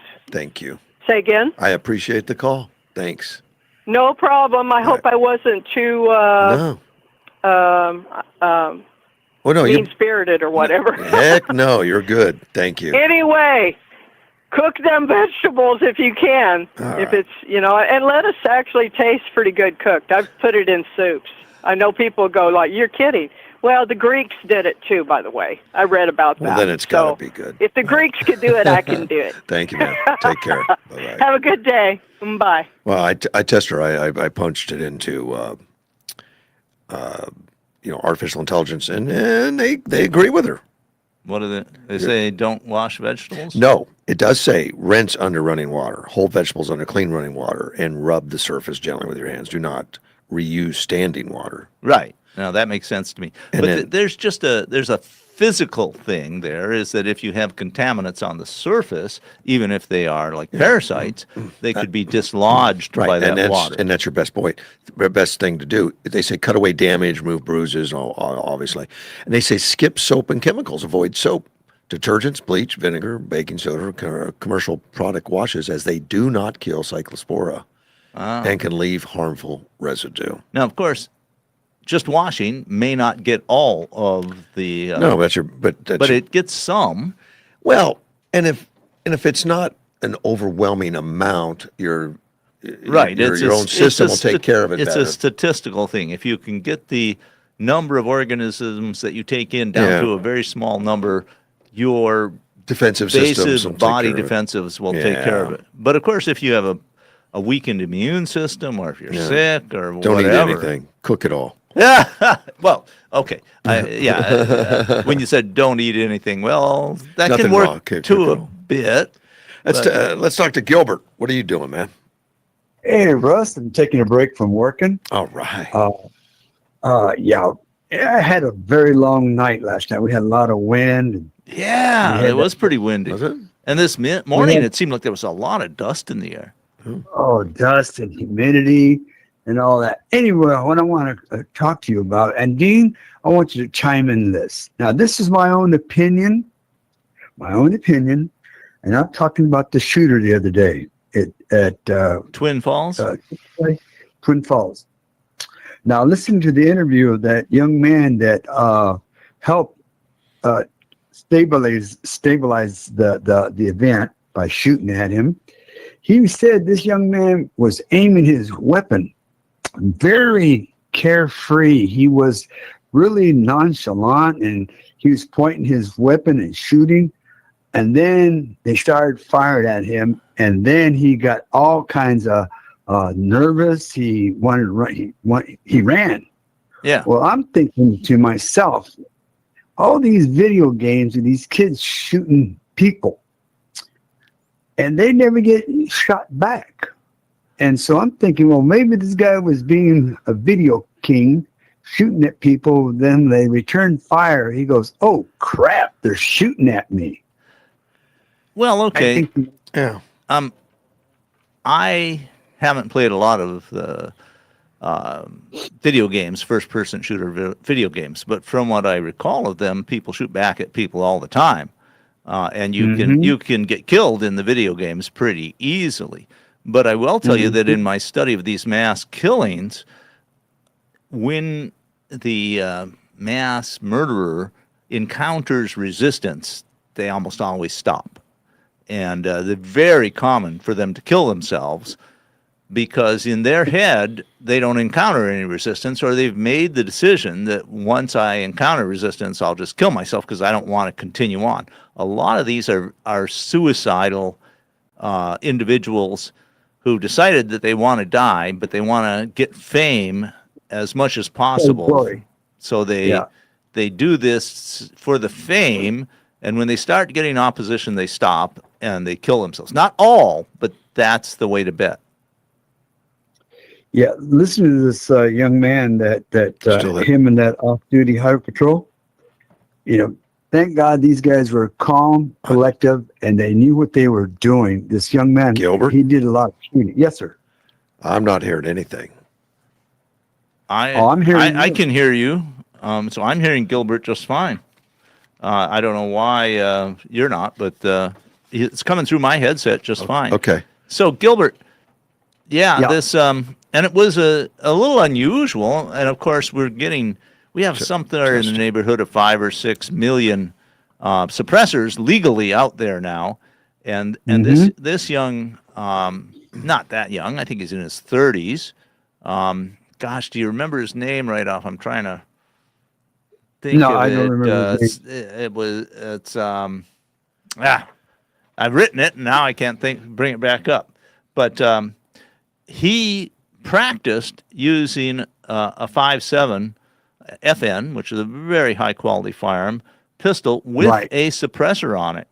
And he carried that around with him with the suppressor on it. It's not usual because it makes the firearm much longer, about twice as long as it would be otherwise. And there's video of him practicing with that out in the desert. He's saying you have to train the way you expect to fight. Right. And that's exactly what he did. Now, the reports so far are saying that the person who engaged in the mass murder, tried to engage in mass murder, killed himself. Yes, but he did. We don't have any information from an autopsy or anything to ascertain whether he was wounded or not. We don't know if he was hit. Right.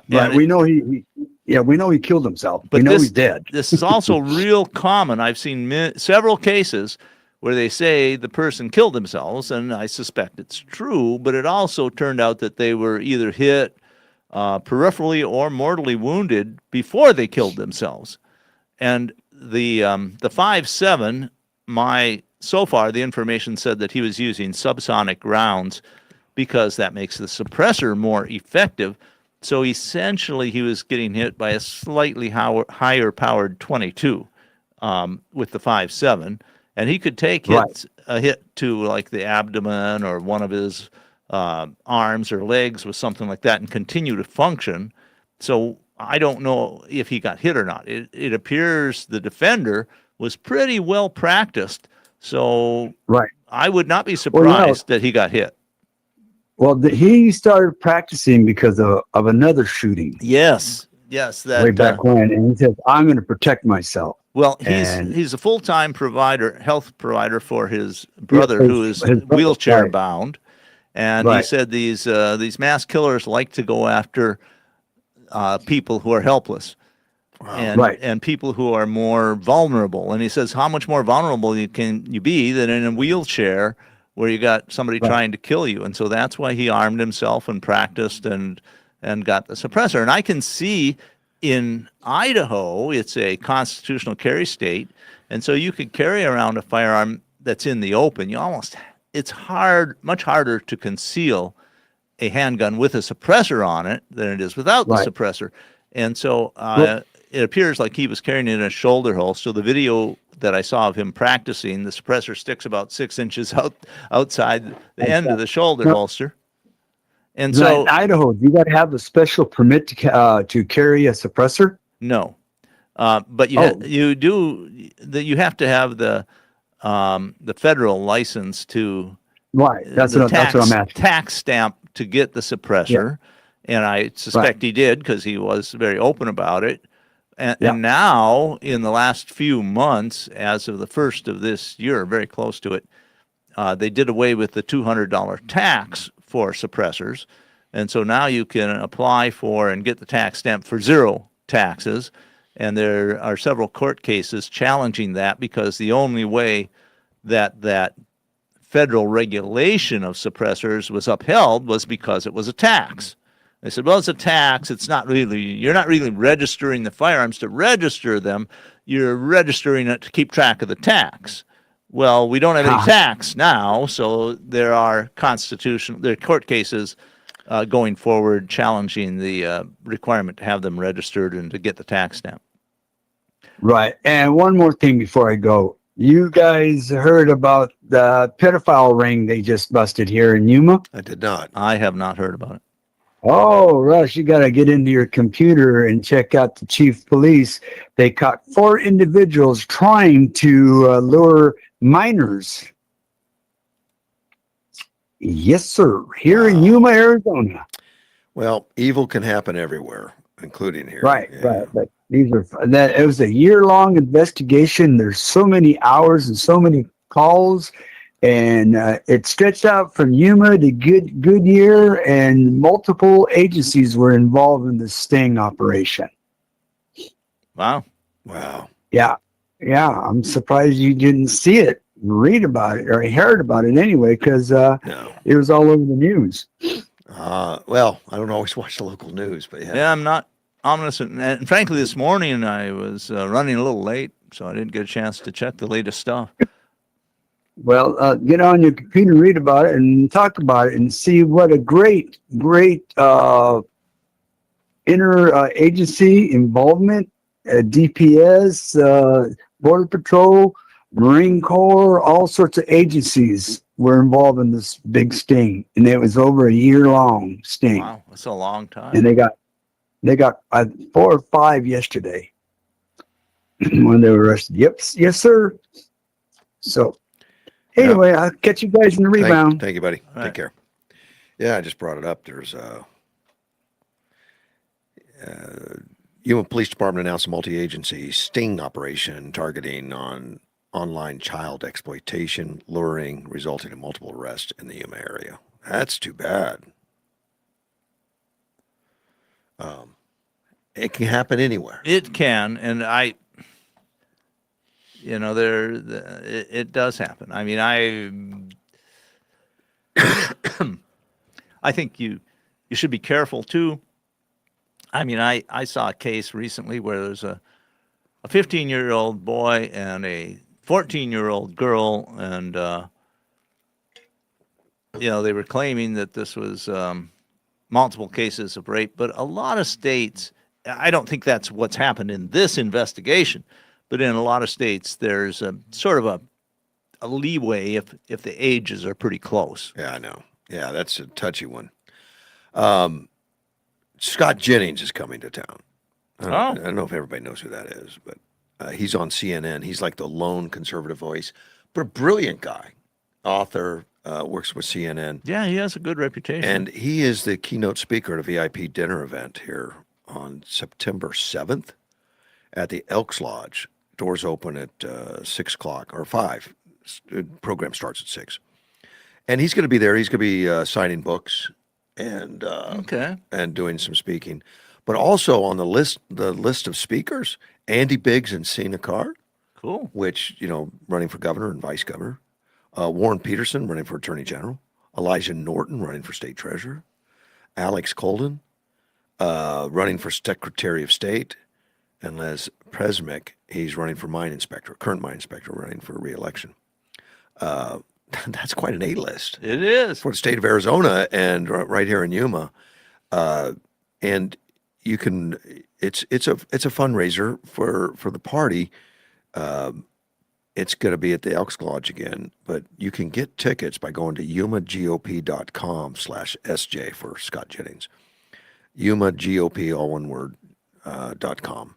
And Tanya has put this out, just reminding me to mention it. But it's... So is this like $1,000 a plate dinner? Or? No, $75 or something. Oh, well, that's plate. not so. Considering Maybe inflation, that's not bad. I don't know. And you can buy a table for $1,000, table of 8. Yeah. While they last, I mean, people are buying them up. I mean, with a list like that, that's pretty amazing to get our next governor in there, along with the lieutenant governor. She just got announced. Most of the statewide offices, it sounds like. Yeah, Secretary of State and Attorney General. Mine inspector. Well, yeah. I mean, seriously, having a mining most people don't even know we have one. A mining engineering degree, I would find it interesting to talk to him. He was at our meeting in Yuma last week. Of course, I was gone. You were gone. But Mike's, I liked him. I introduced him. I didn't know much about him, but I read his resumes and introduced him and all that stuff. But he's really, he loves speaking. He loves getting out there. He loves mining. He's been 44 years in the industry. Wow. He was retired for 8 years. And he got into this. He got a call because they needed to appoint somebody. And the governor had no choice but to appoint a Republican because that's the rule. Republican leaves, Republicans appointed. So he picked this old guy, with 44 years experience before he retired for 8. Of course, he put in his name. 44 years experience before he retired. How old is this guy? He's older than us, maybe. I don't know. But he's got energy like crazy. He came down. Great for him. He came down. I mean, one of the reasons he loves doing it, so he's running again. I happened to acquire a number of patented mining claims when I was doing a little real estate speculation because nobody else wanted them, is what it amounted to. And there are regulations about how you have to handle these things. And the mine inspector is in charge of that. He said there's like 650 mines right now that he's responsible for safety. They check. I mean, safety's his big thing. Easily. I'm surprised it isn't more. Well, he's talking about the thousands of mines that aren't registered. A lot of these wildcats or stuff that's out there. They know most of them. They know a lot of them, but they don't know everything. And they're looking. It takes research. I mean, I had to work pretty hard to find out where these patented mining claims were. Because at the time, it was just paper records. And sometimes people just stumble onto them, and that's bad. If it stumble into them. It can be. It can be very dangerous, and I probably took chances I shouldn't have. And doesn't surprise me. But he says, please report them. And they do have a program. They don't have a lot of money in it, but a program to go out and seal or block or warn. I had a notice on a couple of claims, not claims, patented mines, which means they are private property. You own them to do some certain things. Okay. That were required. Like put up signs. Yeah. So people don't just walk in. Well, get surprised. I mean, yeah, bad things happen. Yeah. You don't want to be riding a four-wheeler in the dark where you can't see anything and suddenly you go into a hole that's, 30 feet across and 50 feet deep. That's bad. You think that's bad? Yeah. There was one a couple years ago where a guy drove a Suzuki into a mine shaft, and the Suzuki went straight down. But didn't go very far, and it got stuck. It was too big to go all the way down. So he's in a Suzuki looking down hundreds of feet. But they found him. Yeah, I've heard there was a guy who stumbled into a vertical shaft. Well, shaft tends to be vertical. Yeah. And he hit a cross beam about 30 feet down, and that stopped him. And they were able to save the guy. I mean, but it's just amazing. And then there was a case in actually one of the mining properties I own where a guy was by himself exploring this thing, and he had a rope, and he had quite a bit of experience, but he rappelled right off the end of the rope. Are we talking about Castle Dome with Alan? No, not Alan. 'Cause Alan had been up there, and I know Alan. He's capable of being stupid. He's going on by himself. He has taken a lot of risks. But this wasn't Alan. This was somebody else. And I was amazed because he worked out at YPG. And this is, I don't have a name. And he just decided to go this relatively well-known mine, and he went up there and he got into serious trouble. I mean, he had no means of communication. Nobody knew where he was. But nobody knew where he was. Yeah, that's what. And that's what what's happened scary. is that he didn't show up to work on Monday. That's a clue that he's not where he's supposed to be. And people started being concerned, and they said, well, he took off. His vehicle's not around here. And they actually put up helicopters to look, and they found his vehicle. And then that's how they found him. They started a they search. rescued him. Wow. He was just lucky. It was just incredible. Yeah, let people know when you're going out there. And this guy in the Suzuki, he was by himself. No one knew where he was. And they were out looking for him, and someone heard him yelling.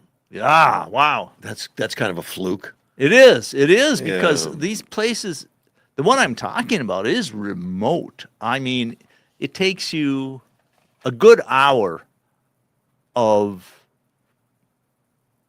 pretty serious four-wheel drive to get there, to get to this place. And that's after almost another hour to get to where you start the four-wheeling. Wow. Yeah, he was lucky. I want to talk about nuclear power plants. Go ahead. And this is just like an 8-page article that is, I've read bits and pieces of it. I haven't read the last I'm interested. But it has to do with where we are right now, mostly on these developments of these pocket nuclears, they call them. Micro nukes. Yeah. Mini nukes. And a lot of things I didn't know. I didn't know about this. But Donald Trump is behind the whole thing. Well, it's one of the policies of his administration, yes. Well, and he had to do an executive order to allow and push forward the research development and working and all that stuff because there were so many roadblocks.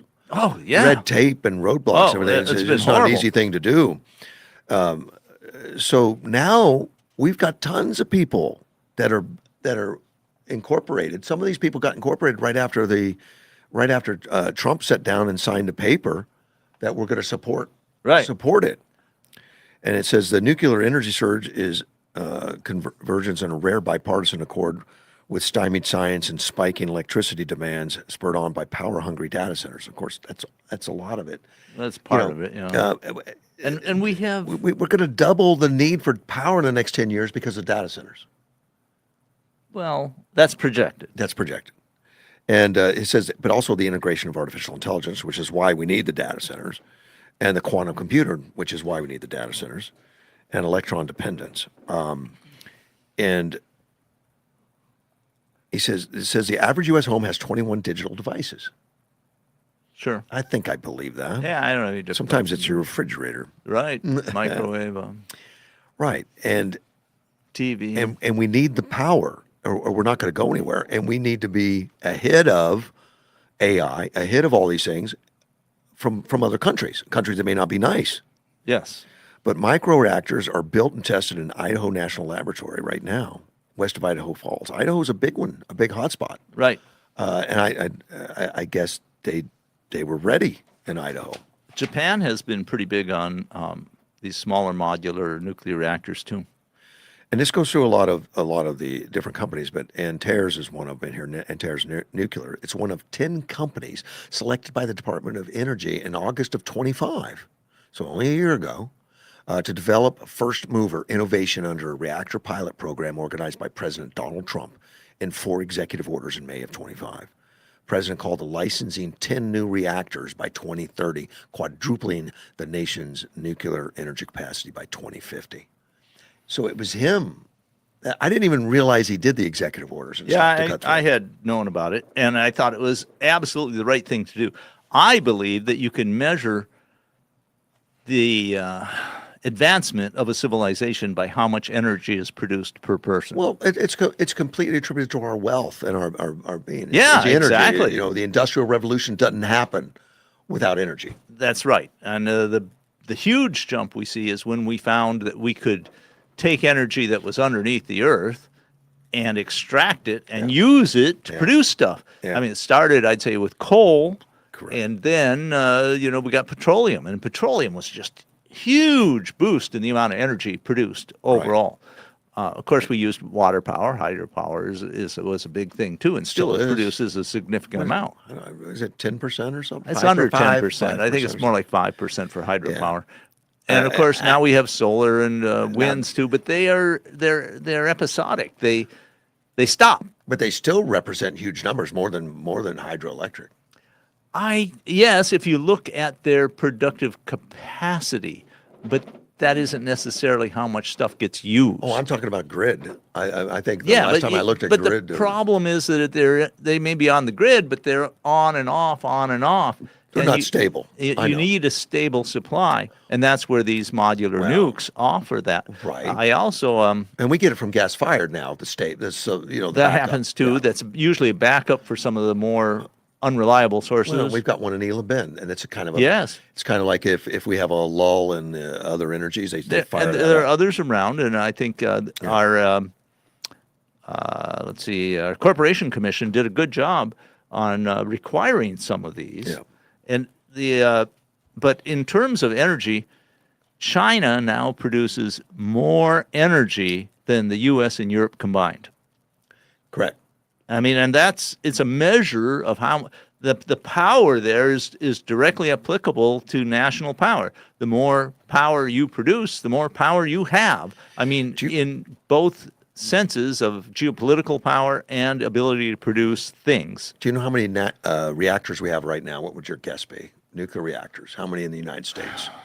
50. 96 across 28 states. Produce nearly 20% of the nation's electricity. And that's Yeah, I been knew pretty so. stable for a while. But since 1990, 18 reactors have been retired. Only 2 new ones have been built. Those have been built in the last couple of years, I think, in Right. Carolinas or Georgia, somewhere over there. Yeah, I forget. Yeah. I mean, and we had perfectly good reactors shut down, like in California, Because they're stupid. just for political show. Yeah, It's just I know. crazy. That is. Well, everybody's worried about 3 Mile Island, Chernobyl, Fukushima. Yeah, if you look at the Fukushima. actual data, nuclear is much safer than Correct. mining coal. Nobody died in 3 Mile Island. Right. It's probably quite a bit safer than solar or wind when you consider what happens in the manufacturing process and and, these setting older- up towers. These older units that went back, like Fukushima and stuff like that, they don't make them like that anymore. Right now, Right. if power goes out, they shut down. And these others, they needed power to keep cool. Well, that's true. And the modular reactors are, the idea is to have them numerous and distributed so the whole grid is much, much harder to disrupt. Right. And not only that, you're not having all your power in one place and have to Exactly. build this huge outward of all the lines. And the It was- modular reactors don't require another huge power source to start up, is my understanding. They don't. And from so what I've read here. it's a really And I'm gonna go- excellent source of power. I'm going to go through some of them, but when you look at the lines needed to go from Palo Verde to Yuma, Right. if we had a nuclear power plant here, we wouldn't need it. That's correct. But those lines carry power all the way over into California. Correct. And California gets a significant percentage of the power from Palo Verde. But when we look at the amount of power increase we need throughout the nation, all these lines would have to be hugely built up. Oh yeah, and more of them. But if they have all these pocket nukes everywhere, exactly, the existing lines are fine. And now I'm just going from memory, but I think these little modular nukes, you would probably have about 3 or 4 of them to supply Yuma. Not necessarily. It depends. Yeah. Lots of. There's a lot of different sizes. And, Yes, there are. And all these 10 companies are doing something pretty different. Now, it's not just these, which all of these, as my understanding, are nuclear fission. That is, you break apart atoms, usually from uranium, in order to make the power. Yeah, they're fission. They're still heating water. But there are like 6 companies that are looking to bring pilot plants on for nuclear fusion. Now, those they're not talking pocket fusion, I don't think, at this point. It's surprising. I don't know. There's just there's we're a ways variety. We're a ways from that, probably. Year. Well, 2 years. I mean, they've been studying it and trying to build one for decades. We're talking about at least 3 companies that are talking about building pilot plants that will actually produce power. Right. And they've already broke ground and started construction. Now they've got them to work, but it takes so much power to get them started, get them going. Well, it's not anywhere near as mature a technology as fission is, but it's coming up quick. And it has many advantages. I agree. But it's a while. But these we've got right now. In fact, this year probably. Trump's executive order overhauled the commission and streamlined approvals, meaning new reactors could be for sale within 6 months to a year. Yeah, which is true. Which is impressive. But they've been developing this technology for decades. Yes. It isn't something real new. No, and that's why everything's happened so fast. I mean, he just did these executive orders 25. They didn't have to spool up. The technology has been developed and building for decades, and we just don't build. Well, it's like we how long have we had nuclear submarines? Forever. Since the 60s at least. Qualifying for the pilot reactor program launched by Trump's executive order, and I'm assuming we fund it. It doesn't say here, but I'm sure that's usually the way it goes. Pilot programs, they'll fund startups. Yeah, to get them going. I think there's probably like favorable loans or something like that. Newly established nuclear launchpad programs gives developers access to the Idaho National Laboratory, which is an 890 square foot sagebrush sprawl out in the desert there, where atomic power was first used to create electricity in 1951. Apparently still a laboratory. Prototypes by Allo Atomics, Valar Atomics also reached critical. It's not critical. It's crit. Oh man, it reached critical or whatever under the pilot program. Deployment Energy did so as a launch participant, so they've already got them working on in the national lab elsewhere in microreactors from Radiant Industries, Natural Resources, Last Energy, Atomic Academy, Deep Fusion, and Oklo. Yeah, the all these guys. It's booming. They're all doing it. So this Antares Nuclear's Mark O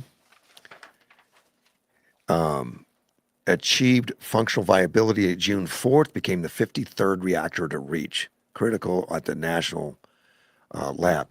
The 53rd. And the first non-light water reactor licensed in the United States since 1973. Non-light water. So is it using molten salts or yes, something? Sodium? Yeah. You know that. Okay, I didn't know what that was. It's a container-sized prototype which utilizes sodium heat pipes for cooling without relying on external power. And so no external power to keep this thing running.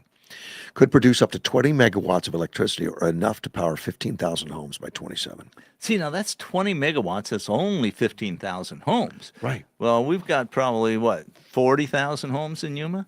At least. So you would need about three of those. About 3 of them. Yeah, but there's different sizes. These guys they are coming up with a lot of them. I'm just saying that they're... And this thing is able to be put into a container. Like they use a container, like a container ship. And the beauty of these things is you run them for 5-10 years until they need refueling, and then you just basically pack up the container and send it back to the factory to get refurbished. You see, fueled by high, say, low enriched uranium. Its prototype is 26 foot deep, 26 foot wide chamber, and overshielded under 11 cement slabs, collectively weighing more than 200 tons. Of course, it comes in sections. They bring it in containers. I was going to say that sounds like it would have to be a couple of 2 or 3 containers. A lot of these work. A lot of them they ship them around in Ford F-150s. Wow. Yeah, that's hard for me to believe. Of course, a Ford F-150 could haul it. Yeah, well, these are smaller ones, not this one. Yeah, smaller ones. Yeah. I mean, but that means. I mean, look at what this means for like someplace up in, let's see, North Pole, Alaska or something. Yeah. Where it's at the end of the shipping capability of the Yukon River, or no, I think it's the Yukon, and they have to ship in diesel fuel. Yeah. Huge amounts of diesel fuel to keep them through the winter. Well, you can put a reactor up there and it just keeps going for years and years and years. And it's one shipment that's pretty small comparatively. This communication manager, Kayla Hawes, said the company was founded in 23, 3 big items on agenda. In 26, they wanted to go critical in 26. In 27, produce electricity, the next gen Mark 1, and in 28, deploy reactors on customer sites. So these things are coming like in a year. Yeah, I think when they say going critical, they mean a self-sustaining. Self-sustained, yes. I know. Atomic reaction. And let me see, Secretary of State Chris White,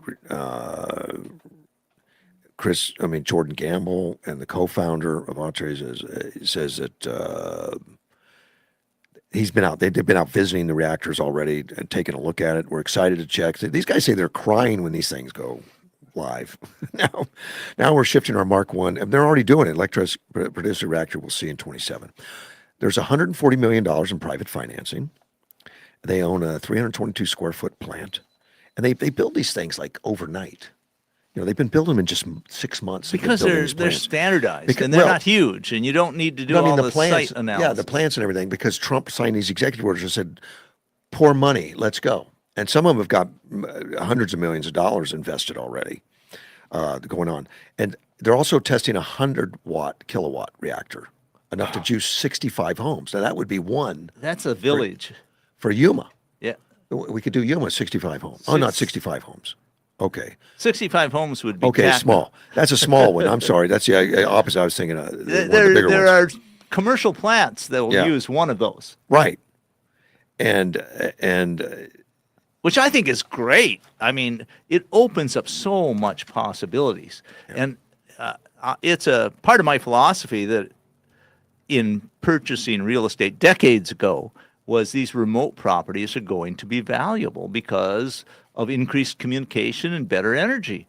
And so if you can put a commercial plant out 30 miles away from anybody in the desert and power it by one of these nuclear plants, right? And you don't have any neighbors to worry about, well, how many workers will you need? They can live on site.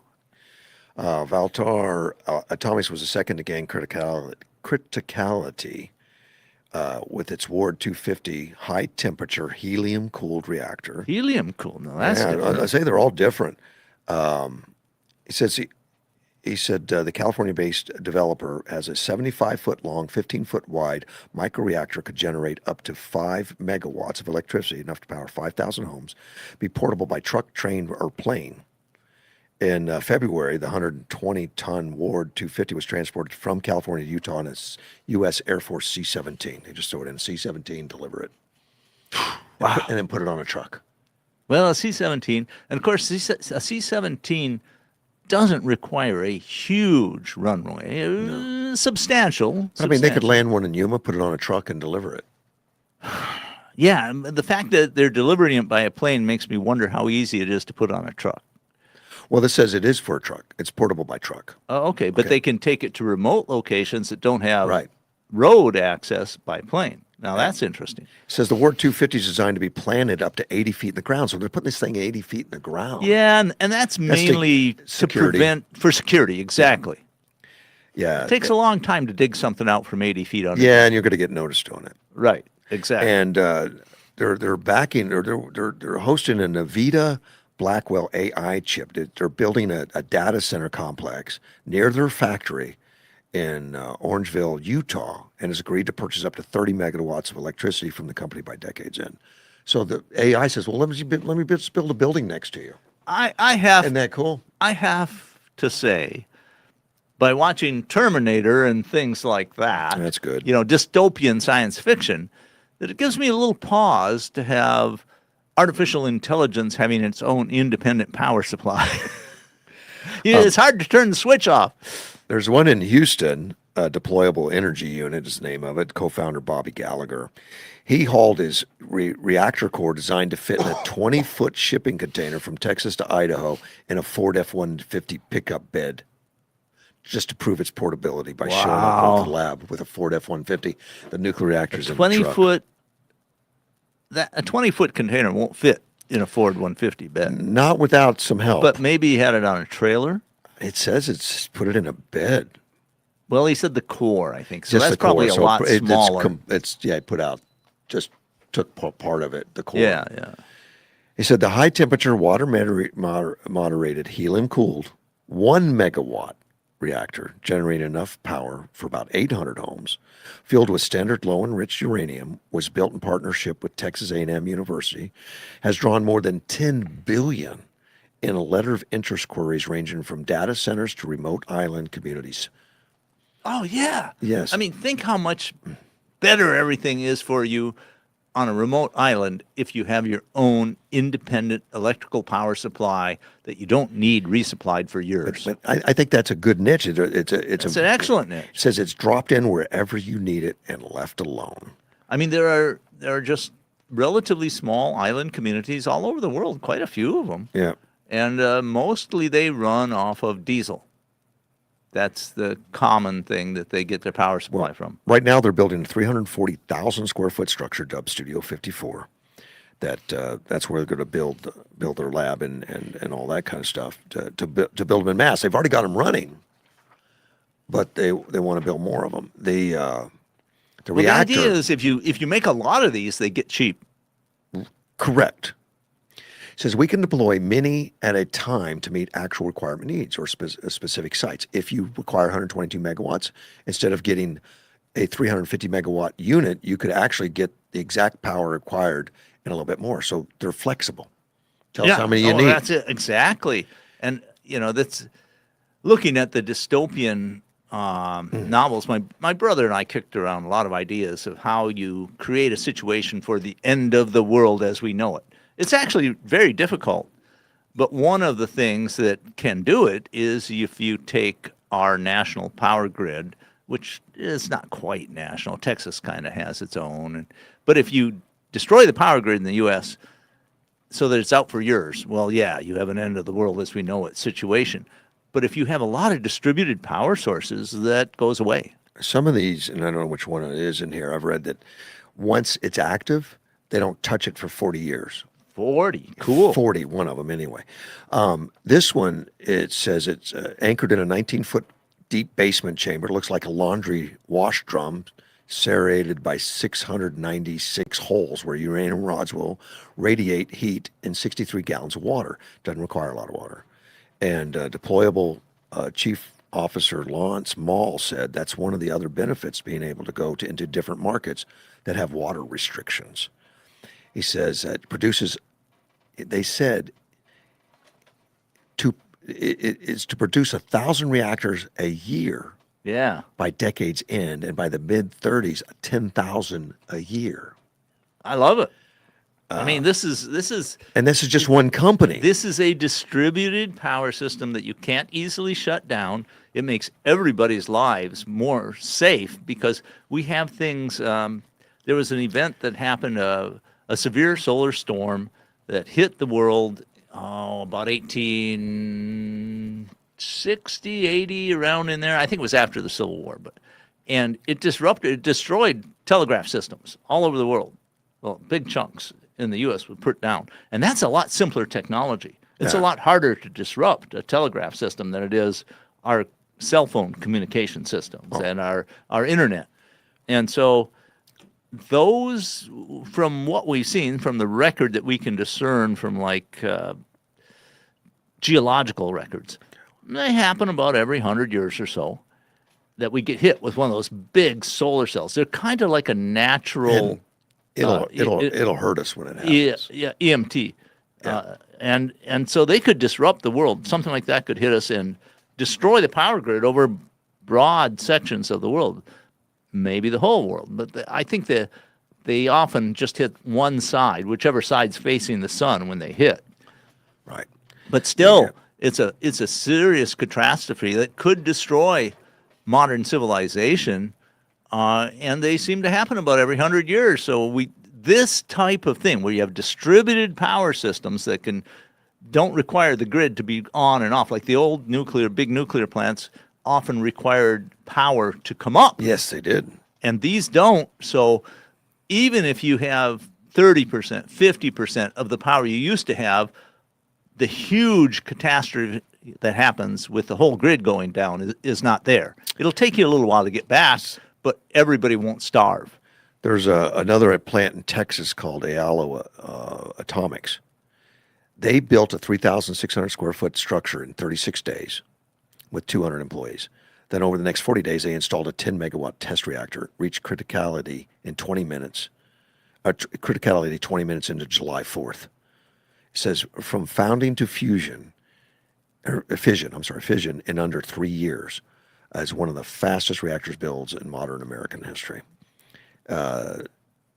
And their test reactors, a full-scale prototype. It's 20-foot tall, 10-foot wide, Ayala X micro reactor, small enough to haul in a tractor trailer, flatbed, big enough to power 10,000 homes. And that's the one that you leave it alone for 40 years. It will be refurbished in 40 years. So they can bring enough power for 10,000 homes and leave it alone for 40 years. I am going to make a prediction. 40 years from now, very likely most of the power will be from fusion rather than fission. Maybe. I'm not saying that there's anything wrong with having a nuclear reactor that lasts for 40 years. It gives you great stability. But these guys are going to go commercial scale in 27. And they can house up to, they're going to be doing power plants which house up to five 10 megawatt reactors for commercial buyers by 29. And they're building them in Texas. So in just a couple of years, these things are going to be flowing out of these assembly lines like crazy. Yeah. So we have to, basically, I'd say this: we have to have another 4 year of MAGA. Yeah. We don't want these things shut down. Right. If we lose the House or the Senate in the midterms, it's only 3 months away now, or if we don't have a continuation of Trump administration policies in beyond 2028, all of these things could be done away with. They could just say, no, we don't want that nuclear power. We're going to shut them down. There's a California-based organization that's building a 75 megawatt reactor capable of running for a decade without requiring refueling. So they're all on different different designs. Different designs. And the idea is that they will probably meet different needs. A lot of communities will only need a 5 megawatt, a 10 megawatt reactor because they're only for a community of 500 people. Yeah. So it's all great. It's incredible advancement, and we need this. The more for people who are fans of electric cars, you need the power to power the cars. But this stuff, it's been well noted that nuclear power is the cheapest power on the planet. Right. The cheapest. Yep.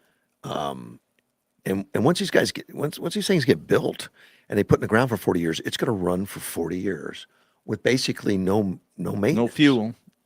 There's probably some maintenance. Well, you want to make sure that the entranceway doesn't cave in. Well, the door still opens. It says they're going to bury them. Yeah, right. But there's going to be a tunnel It's going to take that goes a down to backhoe, them. probably. I don't know.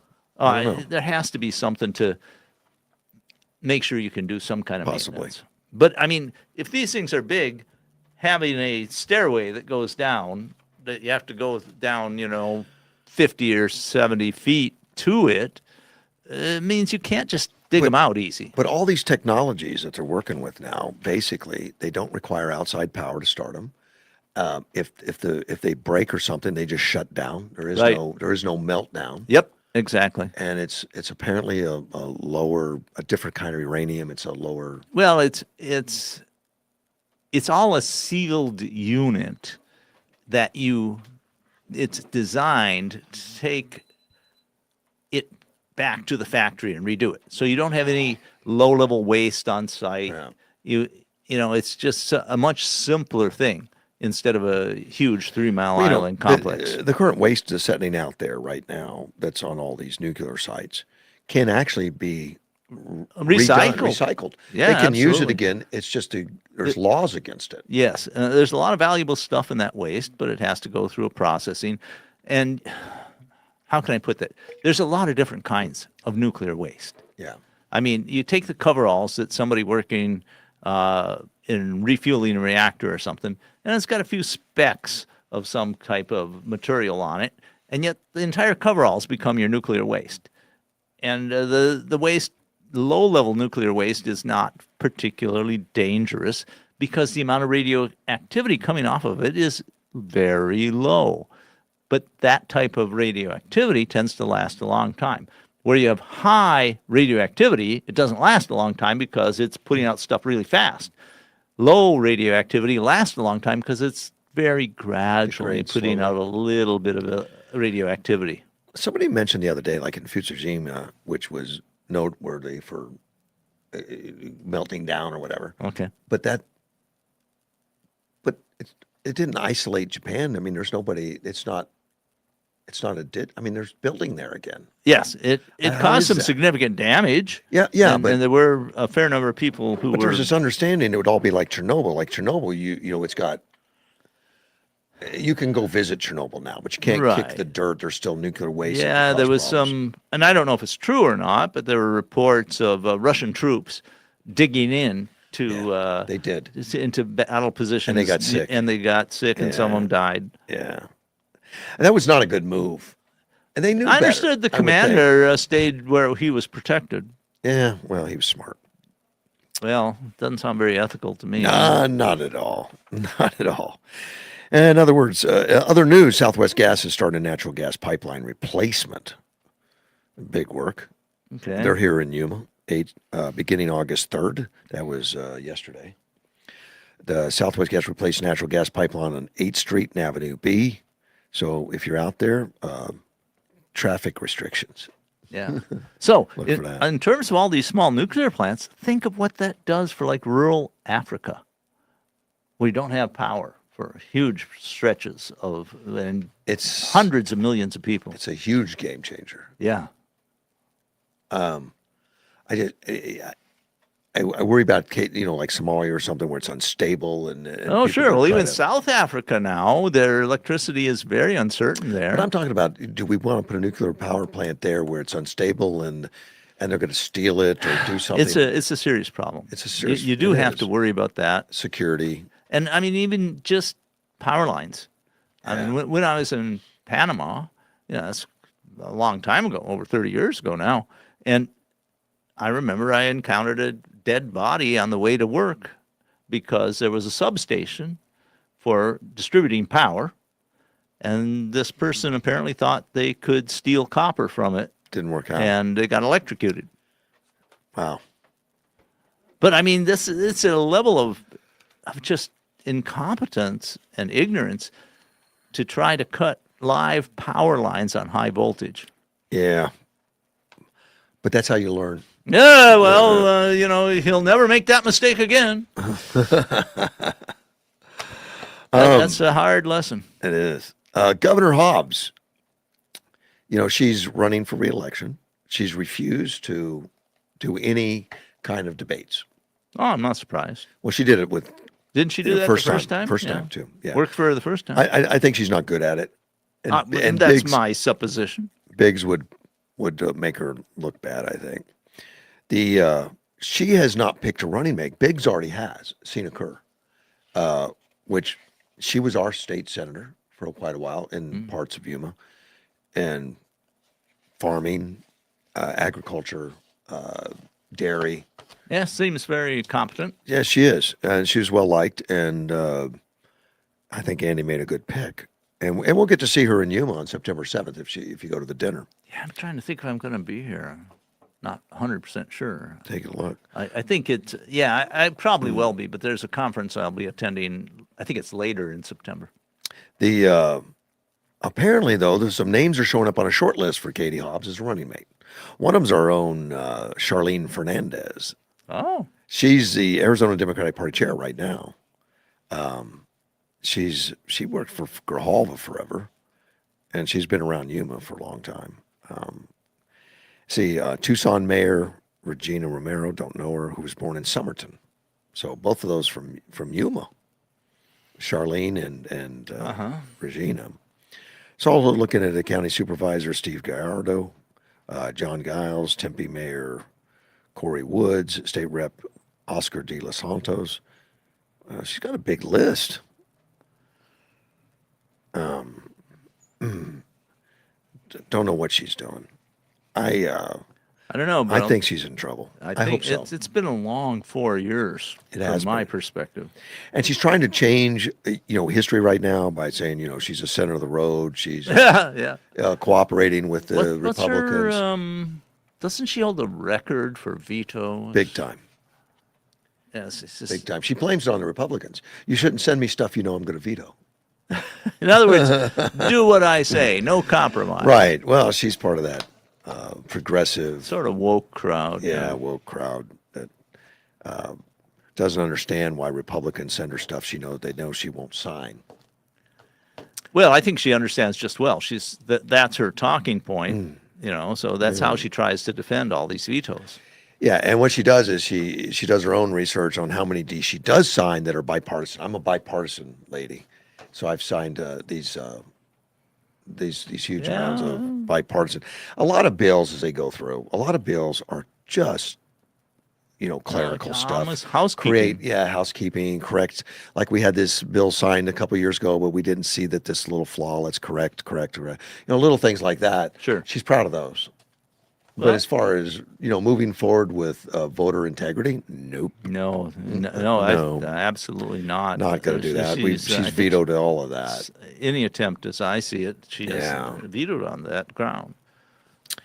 Robots are coming, Dean. Yeah, they are. I've been following it a bit. There's an AI-backed robot program that's under fire right now, and some concerns. Some teachers and parents express concerns about having an AI in the classroom. Now, this is an AI robot.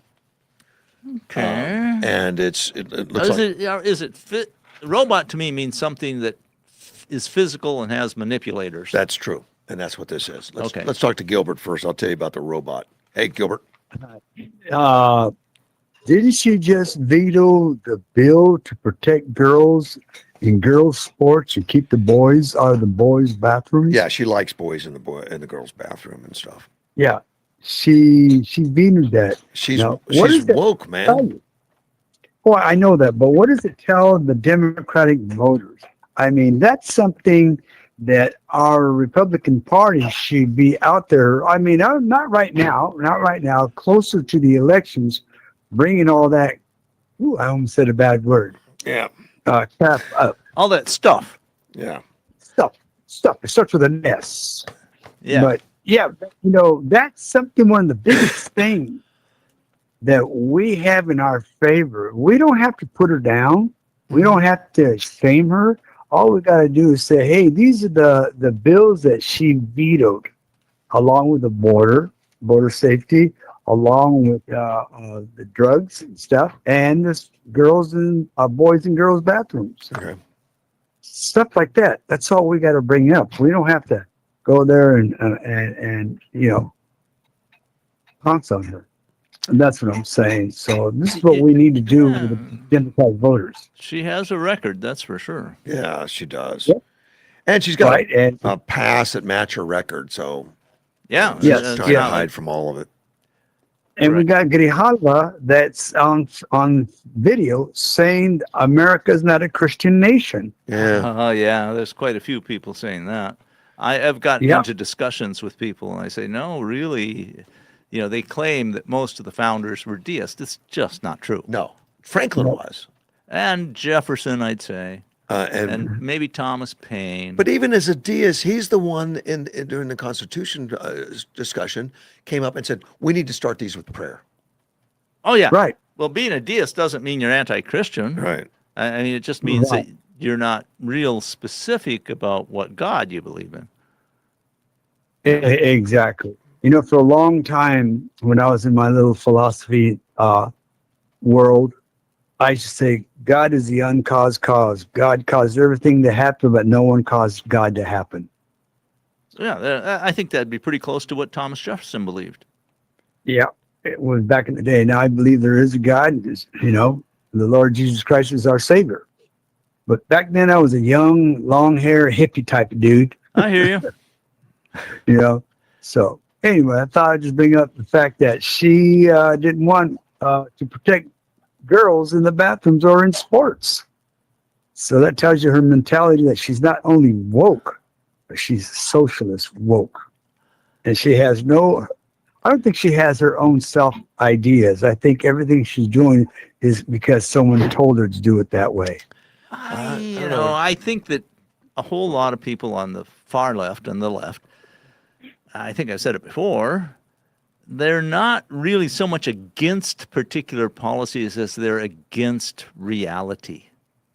There's no problem. They aren't really boys in girls' sports. You see, they think they're women, and so they are, or girls. It's just not the case. There is a reality that you can measure things against, and denying the reality doesn't help. Like the old farmer said, son, you think transgender could be a woman? I'll tell you what, son.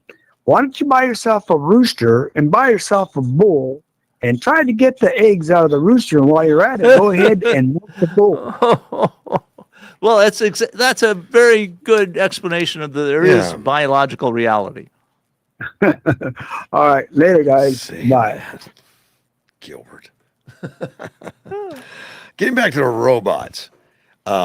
It's a Sally's the name of the Fembot. It's a Fembot. And it's made by Real Botics. Real Botics? Yeah, play on robotics, I'm sure. Yeah, and it's a Fembot with lifelike appearances, silicone skin, long brown hair. So I was used as an in-classroom teacher who addresses students' questions based on their identification codes, which are numbers assigned to the kids. And it's a pilot right now. It's targeted high school students, and it's located on the Seneca Nation of Indians reservations, I guess, in New York State. That they have more leeway. Maybe because they're a semi-autonomous group inside the United States, so they're immune from a lot of federal regulations. But the New York State Education Department stepped in to put a pause on it. Said you can't do this on the program Why? To ask questions about privacy and intent. And it's been revealed that Realbatex shares the same parent company with another company involved in the production of sex dolls. Okay. So I guess they got tainted with that because they share technologies. But they both do commercial robotics and the manufactured products for the adult wellness and companionship market. It's not something that's talked about a lot, but it is certainly happening. But I don't think they accidentally sent the wrong robot to the No, high school I don't or something think like so. that, And there's probably a lot less problems with the robot than there are with humans. The teachers union caught wind of it. Now, the teachers union are not going to... Yeah, you can't put the robot in the union. Melinda Pearson stated that a robot built by a company associated with sex dolls has no business in our classrooms. Melinda's going to say that any robot's has any no robot, exactly. Don't give me that sex robot thing. She said our students don't need robots. They need real relationships with caring adults. Woke adults, mostly. Hopefully, Yeah. I think that we are heading toward a golden age, and education will become much less expensive in the future because so much of it is available. And if you have a robot in a classroom, it'll probably be as effective as most teachers today. I'm saddened that it's not less expensive now, but since Obama took over all of the funding and took over the loans, the student loans. Right. It has become such a mess. Absolutely correct. All of a sudden, everybody could get anything they wanted. Like, I want money for books, school, a new car, place to live, Well, and that's some the way it food, would, and throw a few parties. In effect, that's what happened. Yes. It did. And it used to be that you could only get it for books and school. Right. You feed yourself. Yeah. You know. Now, not all of it. I mean, there was a whole range of grants and loans and scholarships available. I got a loan, and it was underwritten by the United States. They underwrote them, Yep. but they had businesses do it, and the only thing that I could qualify for was what direct cost to the school, direct cost, and that was Yeah. it, which was fine. And that's books and tuition. Yeah, money is fungible. So you spend the loan on books But what and we- tuition, and then you spend your own money on something else. Well, what we've done is we told the kids, don't worry about any of it. We'll pay for your Oh, living man, expenses and it's- everything. it's a and you're bit- going to rack it's- up such a bill oh, you'll it's never get horrible. out. It's horrible. A friend of mine, actually, I got to know her through my daughter, and it's quite a few years ago. She had no experience with real life. She goes off to college, and her parents encouraged her to get all this debt. And they said, you want to go to college from home, which she could have done. Mm-hmm. You want to go to a college, it's only a few miles away, but you want to live there. And that just, she ended up with like $200,000 in debt and a degree that she couldn't get a job with. Yeah, that's all too common. It's just horrible. Yeah. A spokesperson, I'm getting back to the robots, a spokesperson for the robot company, Robotech, said the technology of these robots is to serve as a classroom resource for older high school students who participate in the district's science, technology, engineering, art, and mathematics curriculum. Like a calculator, laboratory apparatus, or any other instructional tool, it can help students engage with educational material and gain hands-on exposure to AI and robotics, but it does not perform the work of a teacher. That's according to Jessica Starman. She's the speaking on behalf of Robotech. She says she characterized suggestion that the technology replace teachers or assume their responsibilities are false. And I agree with that. I think that's the case right now. But I think we're on the edge of where we'll be able to have robots that work as well, maybe better than the average teacher, and eventually they'll be better than the best teachers. I heard a lecture the other day about technology has been booming for 100 years. 300, I'd say. Yeah, but specifically, where people were screaming, it's too much technology for 100 years. Yeah. From backhoes to cotton gins, you name it, to automobile versus horse-drawn carriages. Well, the original ones were weavers in England. Okay. Just putting people out of work, nothing to do. And I remember even in my working with Napa, when we decided to computerize all our stores and take them off handwritten desk, people were crying. It's going to Sure. put everybody out of work. We're going to. Yeah, I experienced the same thing as we automated all our data collection. But apparently it's been going on for 100 years. We always scream. At least. We always scream. And they were saying, look, this AI thing is a great tool. It's going to make us more productive. More productive means we become richer. We become, we produce more product. And it doesn't mean we're unemployed. Right. And that's the positive side. Yeah. But there is the potential for AI to displace a lot of middle management and intellectual type work. Could. And there is the potential to reach a point where most people don't have to do a lot of work. Yeah, it could. I mean, we already are working way less. And we'll figure our way through it, I think, like we have with everything else. I'm hopeful that will happen. You know how many guys had shovels when we built the backhoe, and they said, what am I going to do? Well, and the people who dug ditches back then were not really unskilled labor. Right. It takes skill to efficiently dig a ditch with a shovel. Well, and we continue to stay employed in this country, even with all the technology we've absorbed in the last 100 years. Right. And I think that will continue to happen. But in my own field, in writing, I see there is a lot of AI being used, which cuts down on the number of writers you need. It does. And Hollywood is going to get hurt because right now you can do a movie with no actors. It's And some of them are pretty good. Yeah, it's only going to get better. Yeah. It's because you got robots writing more copy. Well, we are. I mean, we're creating the potential there. I mean, right now, I believe I can do better than AI. But for a lot of stuff where there's already a huge amount written about a particular subject, AI can look through it all and come up with a very good article that's original to them or to whoever's running them, depending on how you want to look at it. You just don't need as many writers. Right. To finish on the Realbotex,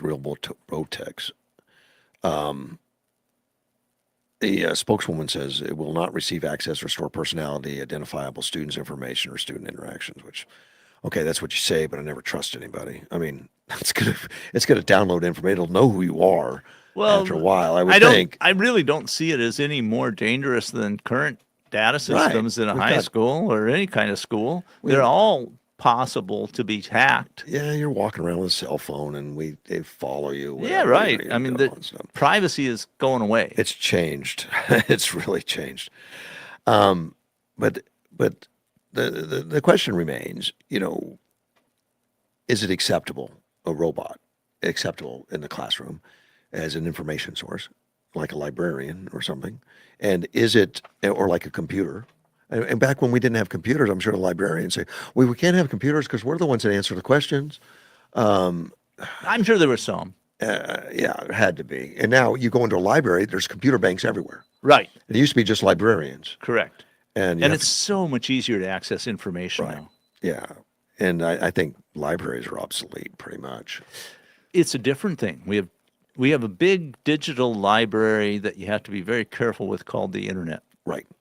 But libraries, in order to stay relevant, they put in banks of computers so you can tie onto the internet and really have no interaction with the library other than we're using their space. Well, and we digitize books. Yes. And frankly, once you digitize books, it has a potential infinite lifespan. And you can get them anywhere. And You could be at it's home, you could be easy on to the road. access them. Yeah.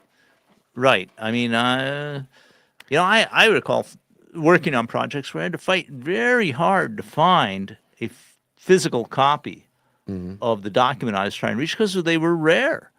Eventually I found them, and it changed everything because once I saw what the original story was, I realized how much it had been altered over the years. Yeah. But with this new technology with the Robotex, it's coming and it's going to be here. And there are people who are fighting it. They're kicking it out. They're blocking it. We don't need it. And then they tack onto it. Well, you also have another company, a parent company, that has another company that does sex robots. So we Yeah. can't be associated with it. Yeah. But I'm sure there's a ton of companies out there that are in production that do things. Well, exactly. I mean, it's a typical defensive maneuver. Yeah. We'll find some way to smear you. I don't know what's all going to happen. I don't think anybody knows for sure. No. And you can't Well, because we know there's change is coming. Change is coming, but it's been coming for a long And- time. And we've seen robots already show up. Everything from sweeping your floor. Sure. Now, we've You and I are old enough to remember when computers were rare. or only large banks in Exactly. schools. And my grandparents remember a time when there were virtually no automobiles. Right. And I had to explain to the kids the other day that flip phones and portable phones weren't really invented when I was little. Yeah. And they Yeah. said, well, how did you mean, function? Yeah. How did you know when to come home and stuff? Yeah, I tell people that I grew up with a party line. Yeah. That was common. Very especially in rural areas. Yeah. And and people dial say, what does phones. that mean? Well, it means that it's like you share a phone with 10 other people, and it's the length of the ring that alerts you to whether it's for you or them. And anybody can listen to anybody else's conversation, but you're socially not supposed to. Right. It's bad form. And it's only in one place. So once you move away from that location, you don't have it anymore. But fighting and screaming and all that isn't going to matter. We're going to get these things. And I think so. and having a company that does more than one company and they invest in many things. I mean, I can't tell you how many things because I don't know. But how many things has Edward invested in? Well, sure. I mean, and there's probably some of his investments that would look at the other investments and say, well, I can't associate with somebody who does that. So Well, and that's you part know, of the advantage of a free market system yeah. is that most people look at the rate of return rather than what is being done. I mean, I don't know how many people, I think a lot of people do realize this, but the internet at the beginning was built on profit from porn. Oh, the VC. Yeah, that's how we chose the VCR, because there were two competing VCRs. One was VHS and one was Betamax or something. Beta, yeah. And VHS is the one that won the war because they allowed porn. Oh, I didn't realize that. Yeah, But I know apparently. that Betamax was considered slightly superior technologically. Yeah, but they didn't do porn. And I had Beta. Well, it became obsolete after a while. Yeah, obsolete. You need to go with the porn.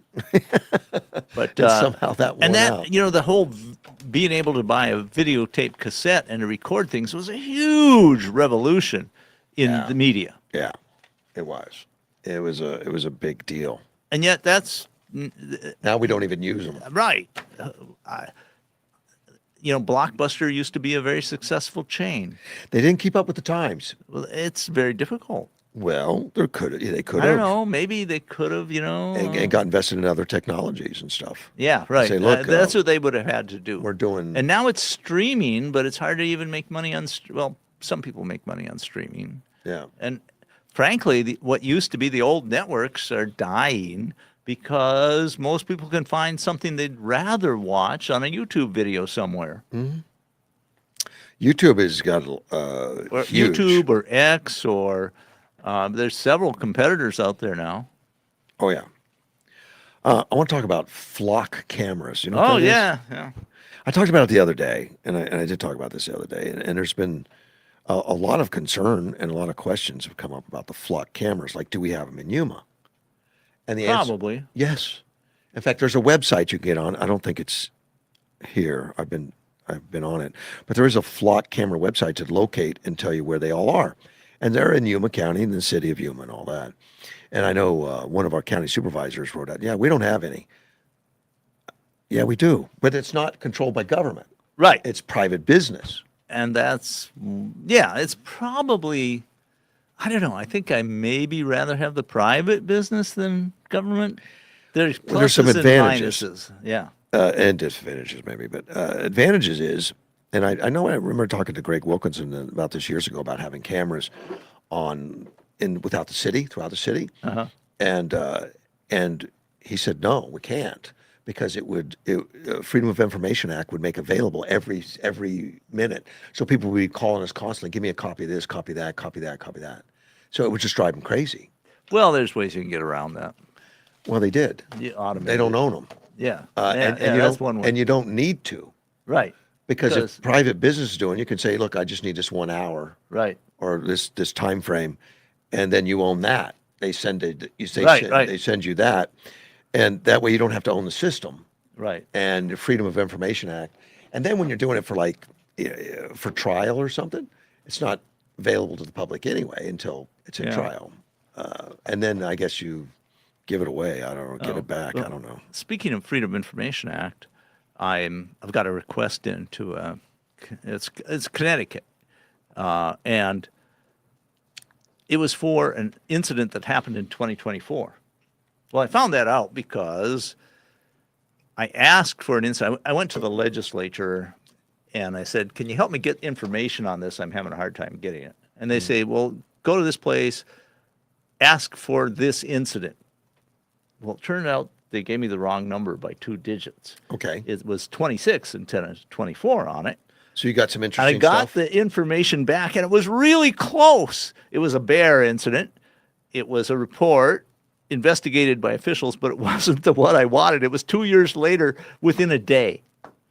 So did you like the information? It was interesting, but I sent back and I said, "Hey, this isn't the one I'm interested in. I'm this." And they said, "Well, your thing had 26 on it, and so we looked, and this was the closest, and it was very close."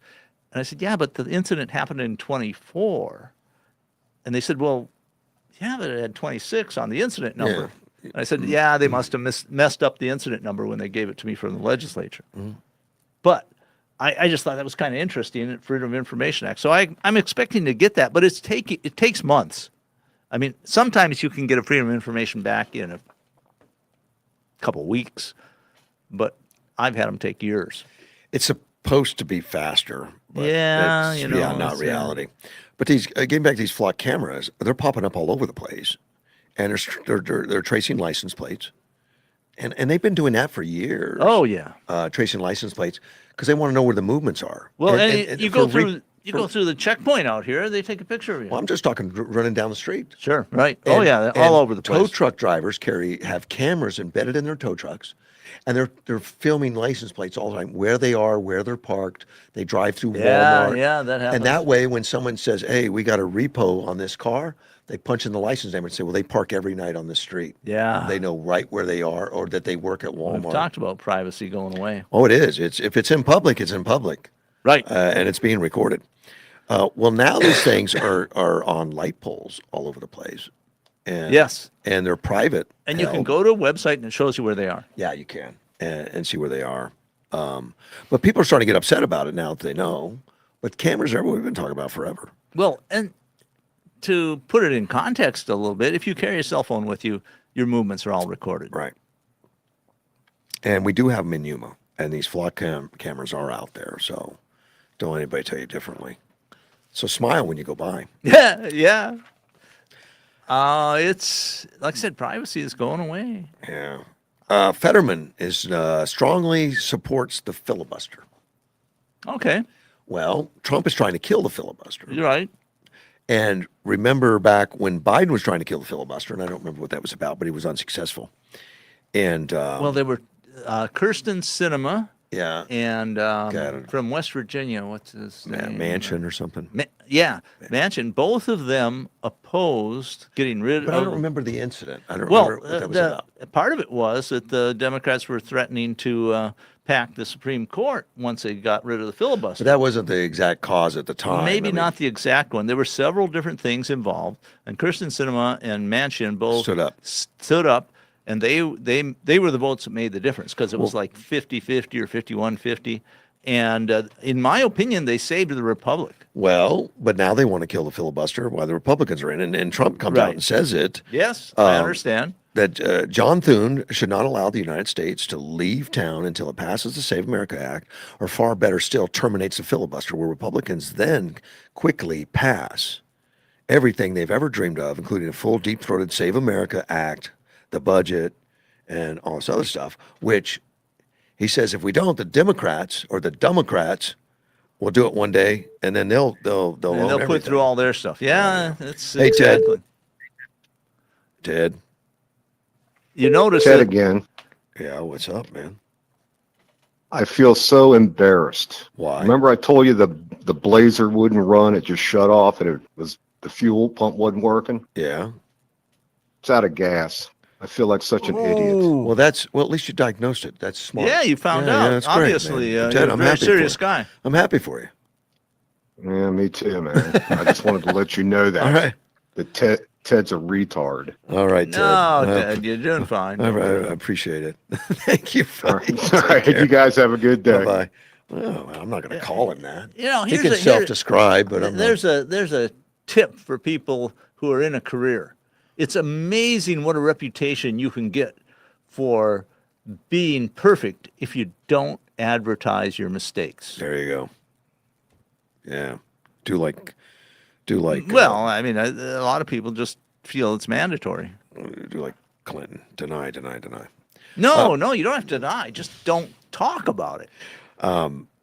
Back on the filibuster, Fetterman during Biden was in favor of dumping the filibuster. Really? But he says when Democrats had the presidency and a majority in both chambers, they were frustrated with a 60-vote threshold needed to advance legislation. Some Democrats attempted to end the filibuster to push through President Joe Biden's agenda, an effort I fully supported during my 2022 campaign. Halfway through my first term, I now recognize how important a filibuster is and the state of our country would be in without it. The rule is a critical line of defense that prevents President Donald Trump from having a fill-in-the-blank government with new laws, deregulation, or procedures of its choosing. Well, I'd say that's not. So he's changed for now. Not unfair. And I consider Fetterman to be one of the honest ones that tells the truth about what he really feels. Well, okay. I mean, Yeah, what he's saying is, I was for ending the filibuster when the Democrats were in power. Now that the Republicans are in power, I'm against it. That's exactly right. And I think most politicians, that's exactly all it is political. I think with him, he probably means it. I mean, he seems to be a guy of his word. I have done a little research on the filibuster. Yeah. It's changed over the years. So. It's changed quite a bit. Yeah. And it's questionable how much power it's transferred. I tend to believe it has been useful, but the problem is that we are so hyper partisan now. Oh my gosh, yes. That's an understatement. So Trump is making a point that I think could be valid, that the filibuster is going to go away. And it should be us that does it. And we would, the Republicans would benefit by doing it first. I just don't know if the Democrats are going to gain control of the Senate again anytime soon. Let's take a phone call. Good morning, Clyde. Good morning. How are you today? Doing well. Great. Hey, great big thank you to our Yuma Police Department, huh? On which one? The pedophile stuff? All the child pedophiles that are running around this town? Yeah. Gotta string them up. Hopefully they'll string them up by the you-know-what. I don't think that's in the law, but they need to. Yeah. They need to be off the We did it a streets. couple. We did it a couple times. I'm generally against unofficial hangings. Yeah, but they need to be off the streets. You probably never had a child that maybe went through something like that either, because I'm sure if you did, you might reconsider your answer. We can always come up with extreme cases, and they lead for bad law. Yeah, you could. Yeah, you get emotionally connected. I think. Right, and you have an emotional response, and you don't have due process, and we have to have due process. Right.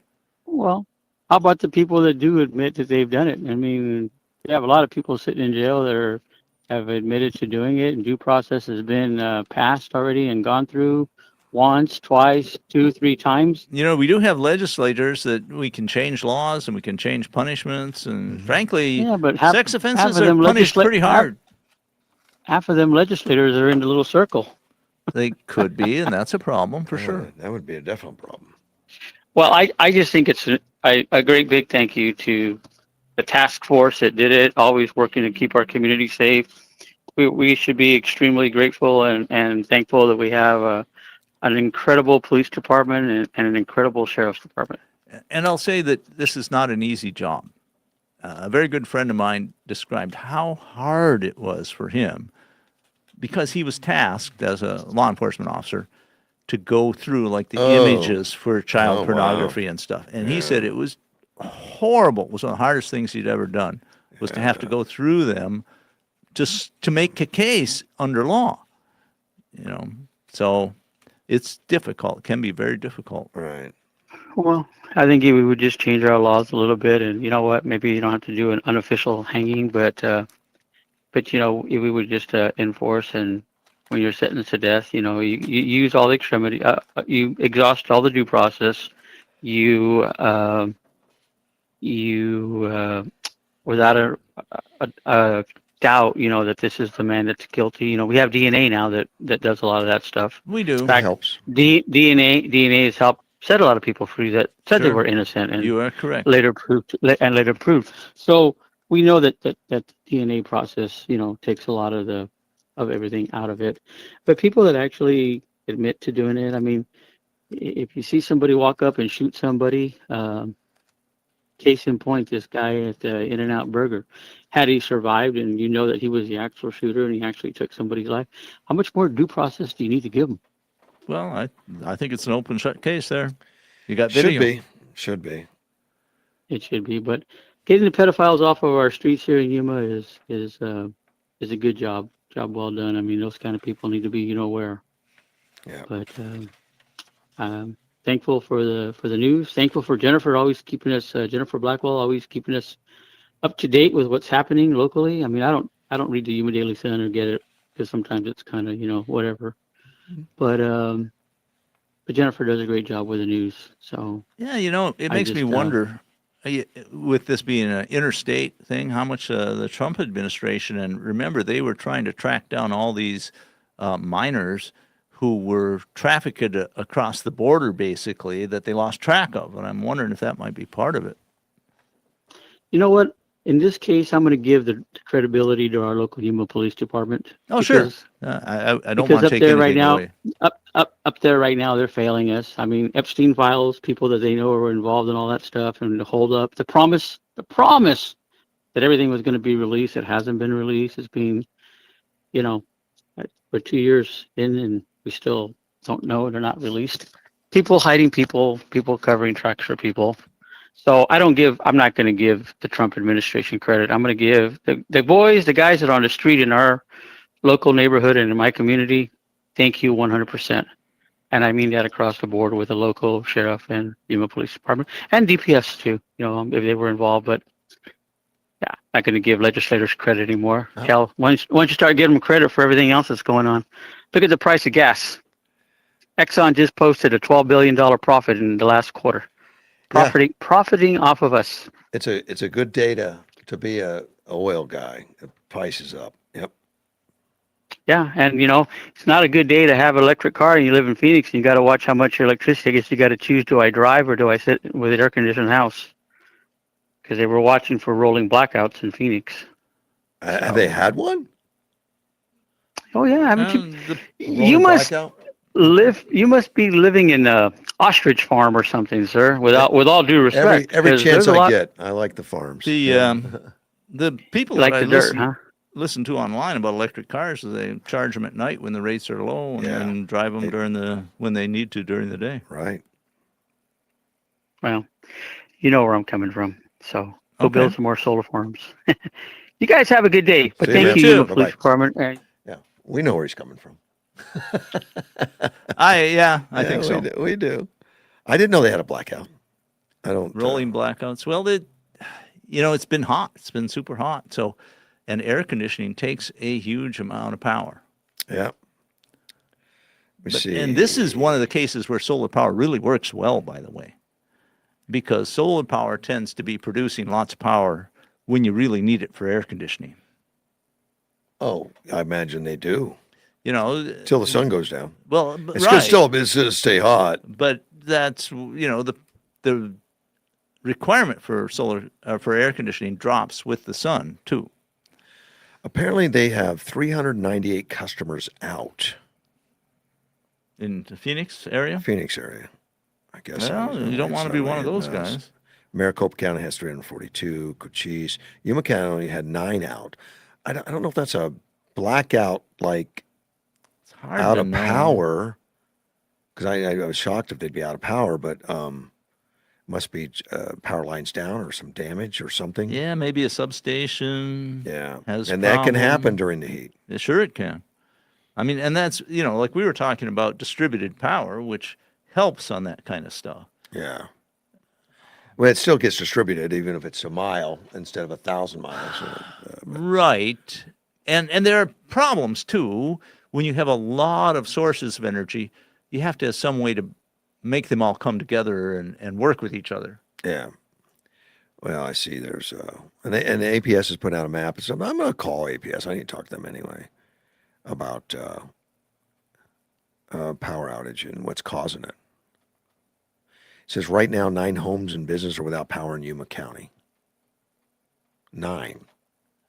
That's not. It's hard to know what's I guess going when he on. said power outage, I was thinking it's more like it was a brownout like they have in California. Because Well, he mentioned they've shut down Phoenix. He all- didn't talk about Yuma. He was talking about Phoenix. So Yeah. I So it think, must be- sounds like he was accurate. Must be something else that's causing it. And probably, the heat can affect these. Well, there's all Distribution electrical point. components are Yeah. affected by heat, so it's. But remember, this is when you have this extreme heat for long periods. These are some of the longest days too. I mean, the length of the day peaked on June 21st, I think.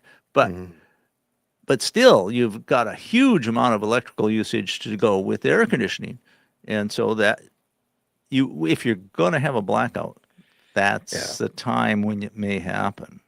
And I'm just looking at the AI. It says it's severe weather, equipment failure, local accidents. So when we have the real hot, that's when your weak It's- equipment is going to fail. It's when you have the greatest Yeah. stress on the system. You Yeah. do. And it's just the opposite up in when you get into the far north, when it gets really cold, is when you put the most stress on the system. Definitely do. So, Since we're talking about power, let's talk about Cuba. oh gosh, what a disaster! U.S. Embassy in Havana said the country's currently experiencing total power failure due to its electrical grid collapsing. Now that's worse than what's going on in Phoenix. It is. Yeah. The whole thing is collapsing. So I don't know. I guess that means it's not just because they're out of any kind of fuel to fuel the generators. It's just they're big power it's producers. a grid. Are Russian plants, and from what I've read, they're not being resupplied with parts. The parts are obsolete. They're not being produced anymore. Yeah. And so they're just failing, and the grid is failing. And it's the typical problem you have with They need a pocket reactor. or several Yeah. with dictatorships. Is they're not sure they're going to be in power forever. Right. And so why should we put that money into preventive maintenance when it could go into a Swiss or Panamanian bank account? Right. And then no infrastructure upgrades, and it eventually fails. It's just a problem when the government is not very responsive to people. And this is the sixth nationwide grid failure of this year. Yeah. 3 occurring in July alone. Yep. And they've got the same heat problem we got. Now it's 93 degrees there, but 80% humidity, 106. Yeah, it's a lot like feels Florida. Yeah. And Southern Florida. the U.S. Embassy is talking about don't go there to Cuba. But apparently, now, U.S. law, forbids Americans travel to Cuba for tourism. Does it? Yep. I thought it just forbid direct flights from the U.S. I think, and forgive me if I'm wrong, but I think Biden opened it up to tourism, I think. Well, I know you can go to Canada and catch a flight to Cuba. But then I think Trump put it back on. But the Treasury Department's Office of Foreign Assets Control says Americans may travel to Cuba for purposes including family visits, journalism, education, religious activities, humanitarian projects, and support for the Cuban people. So it's not just don't call it a vacation. Right. I'm here to support the Cuban people. I've seen some videos by people who went over there to. Why would you go now? I mean, this is terrible. Well, there's this thing called disaster tourism. Yeah. Maybe you want to go see where disaster. you want to see how bad it is, and you want to record it. Apparently, there's other problems. They've had a State Department travel advisory. If you do go, do not physically resist any robbery attempt. Do not display signs of wealth, such as expensive watches or jewelry. And then there's prolonged outages of power. Suggest Americans bring portable battery banks as well as spare batteries, non-perishable food and water. Yeah. Cuba has struggled with aging electrical grid for years, reoccurring fuel shortages contributing to the repeat nationwide outages. Yeah, that sums it up pretty well. Yeah. And the same thing was happening in Venezuela, but maybe with more modern equipment. Maybe. I mean, Venezuela, I saw a report on that the other day. They're coming back. Well, yes and no. I mean, they're not coming back with the fury that they would like. The oil companies are still very hesitant. They don't want to put any money into that until they get more assurances. Stable. Yeah, right. More assurances of what's Stability. going on. That their investments are not going to go like the last ones that get nationalized. Yeah, right. And I don't know how you get that reassurance. Well, if you had elections that were honest, that would be a good start. Yeah.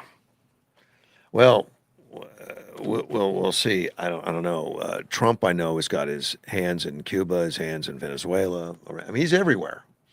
He is. He course, is like the ever-ready bunny. The United States always is. It's just more transparent now. Yeah, I'd say that's true. That's true. Trump is more.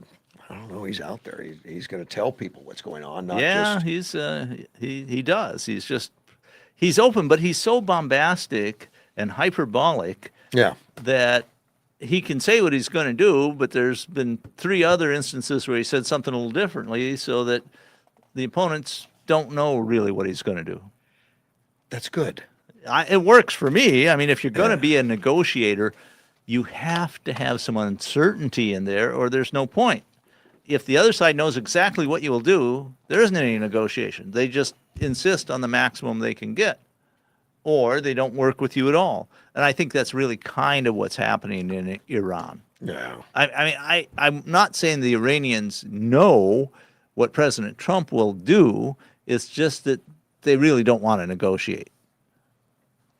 They just want to drag things out. I think so. I think everybody thinks so. And But that Trump's- also assumes that there is a central Iranian government. I'm not sure there is. I think it's fragmented. People are vying for power. But us being here in America, United States, we're a little removed from the culture and everything. that's going on. Absolutely.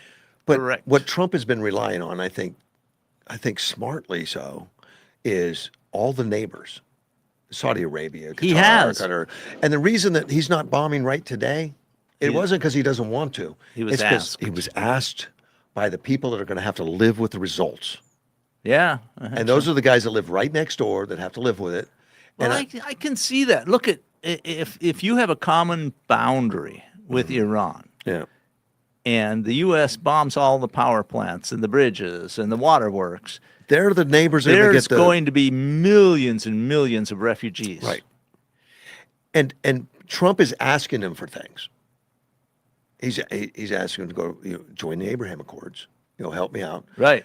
That hasn't happened yet, like he's asked. Right. But it's out there. He's also wanting them to help in this case, which has been happening. They've been doing bombings They themselves have and stuff. been.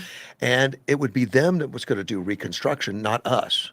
And that makes perfect sense. Because they understand it, and we would Well, then we would probably- be seen as aggressors. We're going to be seen as something foreign. Right. We don't know the culture. We don't know the religious, well, situations and all that stuff. I think there is a big difference between the United States going in and rebuilding a power plant and Saudi Arabia doing it. Yeah, and partners with Qatar and United Arab Emirates. Yeah. And they're all friendly to us, and they are open to us. We have air bases there. We have Sure. communications. We have trade. Right. And that would be somebody we could trust. Let's talk to Mad Mike real quick. What's up, man? Yeah, real quick. You're saying that he stopped only because he was asked to, I think or so. yeah, no, It's no way. complex, Mike. I agree. It is absolutely, Well, and part of it. And I'm trying to be quick, get my point in, and then you guys can jabber. Shoot. The Iranians are able to launch 10, 20, 30, $40,000 drones and cause damage, and we're sending $1 million tomahawks to take care of the problem. Some cases, not all. Yeah, some cases. Not all, but the disparity is big. There's a lot of more cost in what we're doing, and there will be a cost of blood and lives if we ever put troops on the ground. And I think we need to be done with it. I'm not blaming him for going in there, but I think he was kind of. What does done with it look like to you? Regime change would be ideal, although that's not necessarily going to happen. But we need to get it to where the Strait of Hormuz is never in question, never going to be paying $1 million per ship tolls or $2 million, whatever it is, and not getting shot at. Agreed. And if the IRGC commanders or whoever's running things now can tolerate not restricting the flow of oil and fertilizer and trade that goes through the Strait of Hormuz. Yep. But they've been planning this for 47 years. Well, they know what they can do. It sounds to me like you have the same goals as Trump, and he's trying to get there. I tend to agree. And I think part of the problem is that we're seeing like dead enders, people that are going to oppose us no matter what, and they want to sabotage whatever potential negotiations there are.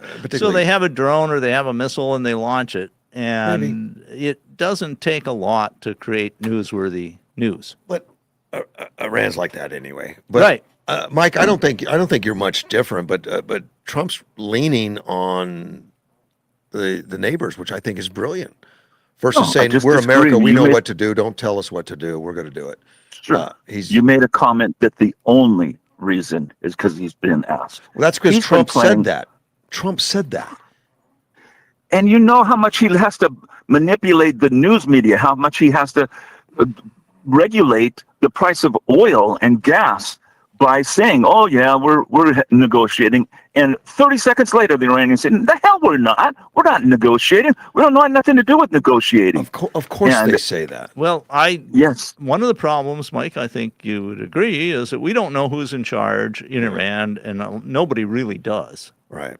I think there's multiple factions. Yeah, I think and you're some right. are being some are reasonable and want to continue on, but then you've also got the 12ers, and All you right. can look that up. That guy you had. You chewed up all my time, man. I got to go. I But this is a gotcha. good conversation, and we'll continue it I tomorrow. love you guys. Thank you, I'll buddy. talk to you some more later. Bye. Bye-bye. And with that, he gets the last word. We're out of here. Mortgage One Studios, Russ Clark and Dean. We'll be back tomorrow.